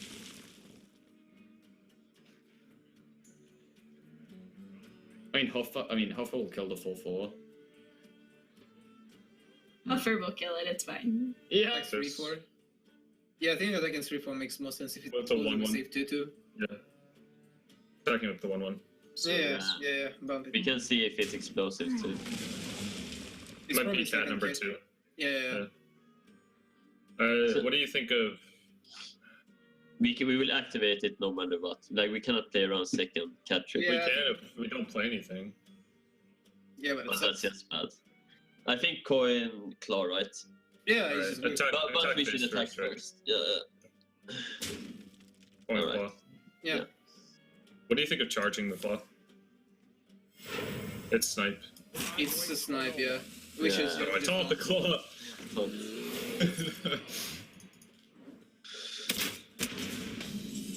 I mean, we have nothing to play, really, so we're not that ahead.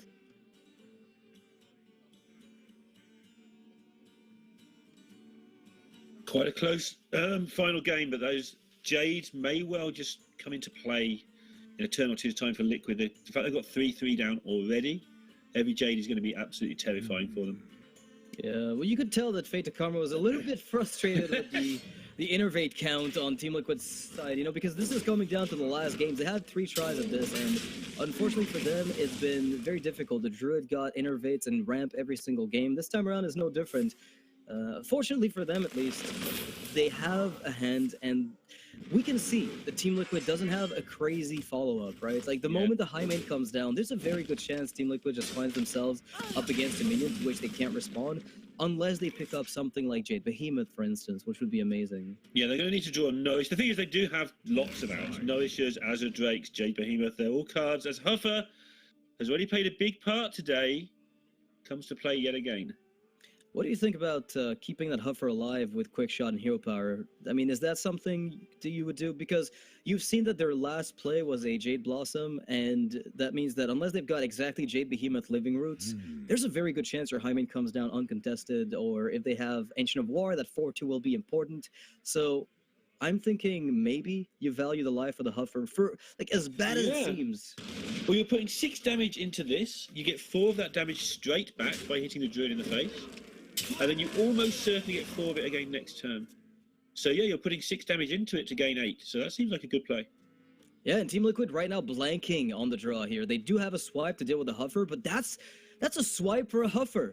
Your animal companion took a swipe from your opponent, and that's gotta feel good if you're Fade2Karma. Yeah, it really has. Just noting they are favouring their own health total over the opponents. They could have bumped into the Huffer and swiped face, but they know they're still the control in this matchup, even though it looks like they're in front. If you look at their health totals, Yeah, that's we a see great the Deadly pickup Shot. now. Deadly Shot is a very good card to have when you're potentially staring down Ancient of War. Let's listen into Fade2Karma here as they're closing in to potentially win a game with Hunter. Who knows? Maybe it'll go there. Deadly shot. Deadly shot the 5-5. Yeah. I mean, do we have a deadly shot first so we can push face? No. I think we have to play for board this game. No. Let's just trade and freeze that thing. Just hit Trade, high and man, then bow and hit face freeze. with the bow. Yeah, hit and face with the bow power. and freeze. So you trade into the I mean, maybe we don't even hit face with the bow. Yeah, I kind of like not hitting face with the bow between. Yeah, just but straight only high man. activate the freezing trap and you'll get an extra charge on it. Yeah, but he's not gonna hit. You probably won't hit, yeah. And if he hits, we Okay. probably got a turns too. And it's our second bow as well. Okay, I don't alright. like hitting with the bow. There's no weapon remover. Yeah, Just there's straight no- high main, freezing, bow. Freezing bow, not attack, right? Yeah. Freezing bow, hero power. Right, they don't run weapon removal, right? Yeah.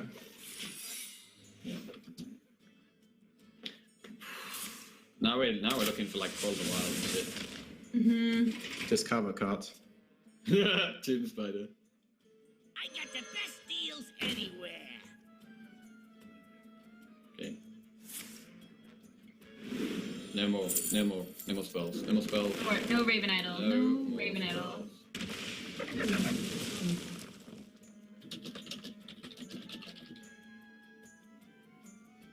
Attack with the 5-5. We might just be bluffing that freezing. That's what they might be thinking. Yeah. Mm-hmm. Like, I don't think you usually hit attack, but we might be bluffing. Oh. I mean, we have to deadly shot. We could just hit the. Just No, deadly shot. no. Just hit the auctioneer first and then deadly shot and the quick shot, don't we? Or do we? We deadly shot first. Yeah, deadly shot first. Why? We want the We wanna Dennis get the to hit the draw. 5-5, right? Because we don't want to. What? I would deadly shot first. Well, if we want to kill the auctioneer, how are we killing the auctioneer first? Because we want to I get guess the draw quick from the shot and quick weapon, right? I mean, we Yeah, for you sure have- deadly shot first. Yeah. Yeah, I think you do. Quick shot the minion, or ignore Yeah. it. We could ignore. We do it on a minion, I think. Still. Yeah, I I think think so you too. can do it. Yeah. Now we have to bow it, right? We have to bow it. Bow it and then Probably hero right up power. there. Yeah. How low are we going? We're going to the... They're kind of going low, but We're whatever. good, low, but we've got freezing trap, so they're not going to hit minions. No minion is setting up phase. He's anytime used soon. to swipe already. No way. Yeah, they wouldn't kill the 5. Like they could put us at 13. They could almost set up lethal. I think they build Hunter to counter Rogue because they run also Snipe and Deadly Shot. Does it make sense? I don't know. Like, But yeah, I- Hunter is so random, right? Yeah, It's we just hero power first. Hero power first, anyway. Your power it's- face. Yeah, You sure? For Yeah. explosive. We can't die. yeah, and we have Feral Reach. Yeah. Pretty sure it's freezing though. Yeah, but they have to attack into 2-3. It's really good. Well, they just bow it, right? We went Yeah, with but Feral Reach it's number like- 2 or swipe. But they use bow. They will not get bow charges. Yeah, that's true. We could just replay this. That's good. It's a 6 man, right?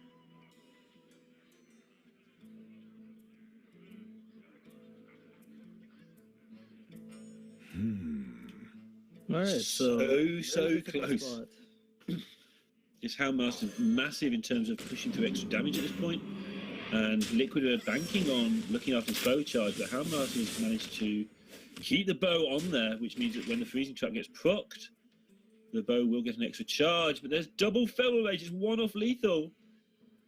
Yeah, that is a very scary thing. I mean, this is one of the reasons why Druid is able to sometimes sneak lethals in from anywhere, is because with double swipe and double Feral Rage in a lot of decks, that represents 16 damage that could be found at any point to kill you. So, you know, we heard Alliestrasza say, well, how low do we get right now? And, you know, 11 health is a pretty precarious spot to be at when you know that there are Feral Rages in there, which can either delay the lethal or kill you straight up. You can mulch the 4-2 and just hero power face here and say, have you got us?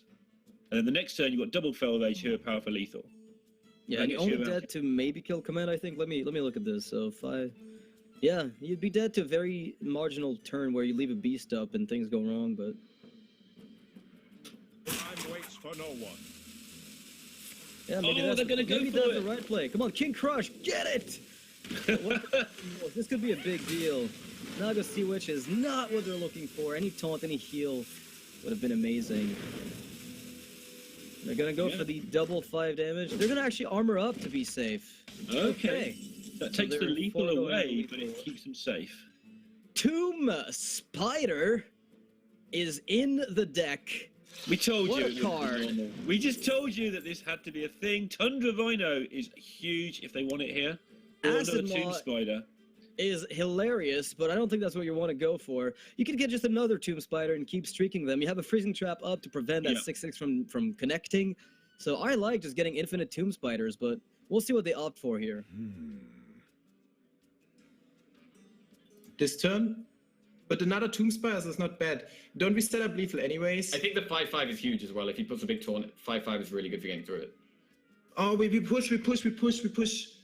9 to the face now, and next turn on board. With the Rhino, we could push 11. So Rhino sets up lethal, doesn't it? Yeah. Take Rhino, go face. Yeah. Yeah, do it. Yep, Yeah. do it quick. Rhino face.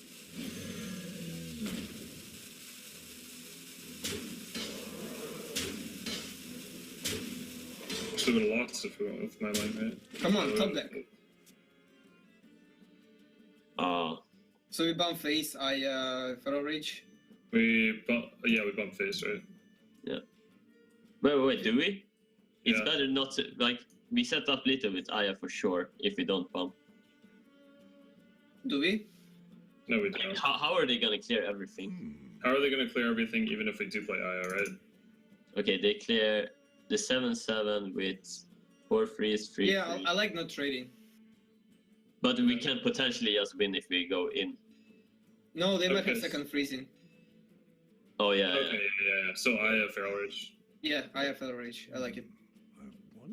Golems are a girl's Yeah, best second friend. freezing is exactly what they're holding on to here. Fade2Karma waiting for the right time to develop it, and that card's been sitting there for a while, so very good read here by Neirea, just assuming that that card has been sitting there. Yeah, it could just be the other freezing trap, and he's not wrong. Going to be difficult to tidy this up because they get an 8/8 if they kill Aya. So they've got to keep Aya alive and kill the other things while still setting up a board that can win the game.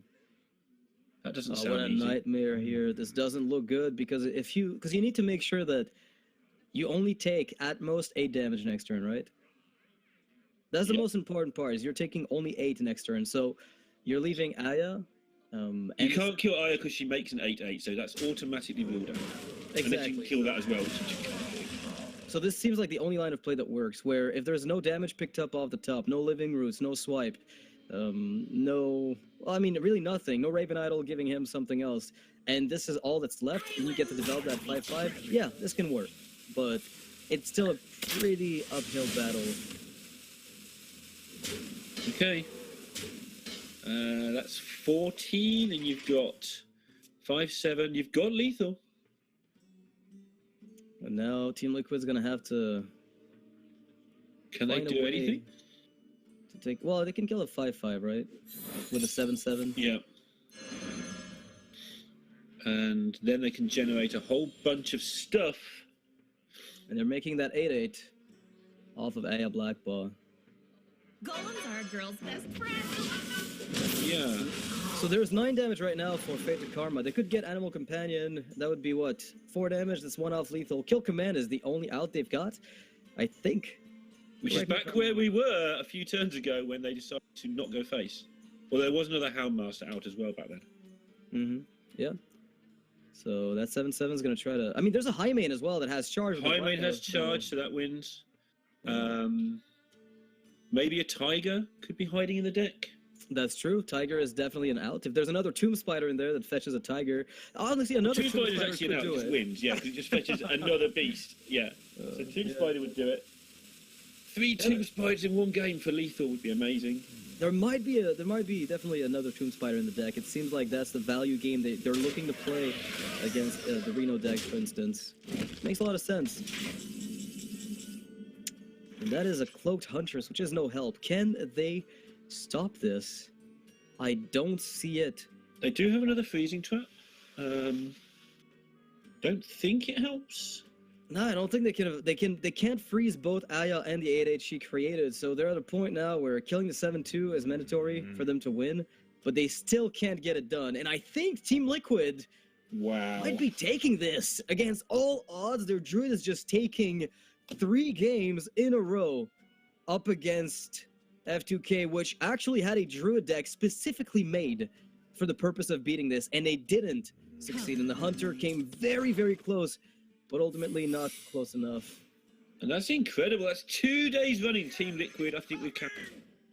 I'm not sure which day we counted them out the most, but 2 days running, it looked like they weren't going to get through.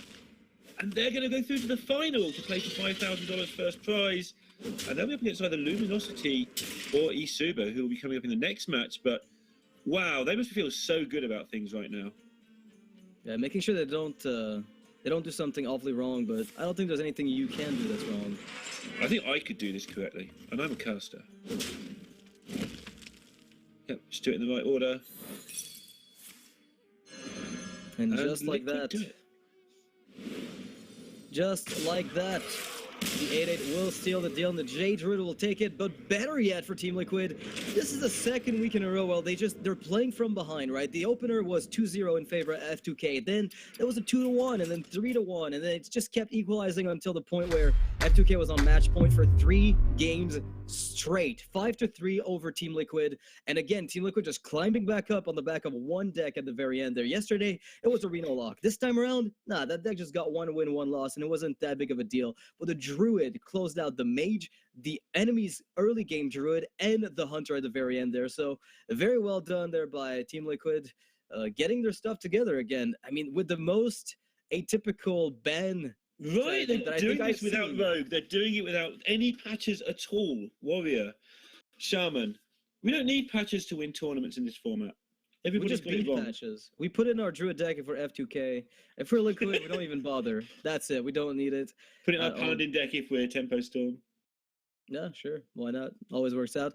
So Liquid, congratulations to them. They'll be joining us, I believe, for an interview. Unless I'm mistaken, I think we'll be getting some words from the admins if they want to show in. I'm kind of excited, honestly, to see that Team Liquid 2 days in a row, 2 series in a row, come back from behind with one of the weirdest ban strategies with the sickest deck ever. The Jade Druid, honestly, I think without the innervates against the Jackie Chan's Druid was going to be in trouble. Yeah.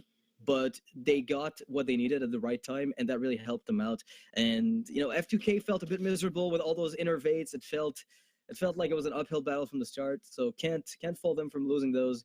Sometimes Druids just do Druid things when they're the opponents as well. Seems that the Cat's a Liquid fan as well. Yeah. All right, so we'll be going down to meet up with the players for the interview. We'll be right back.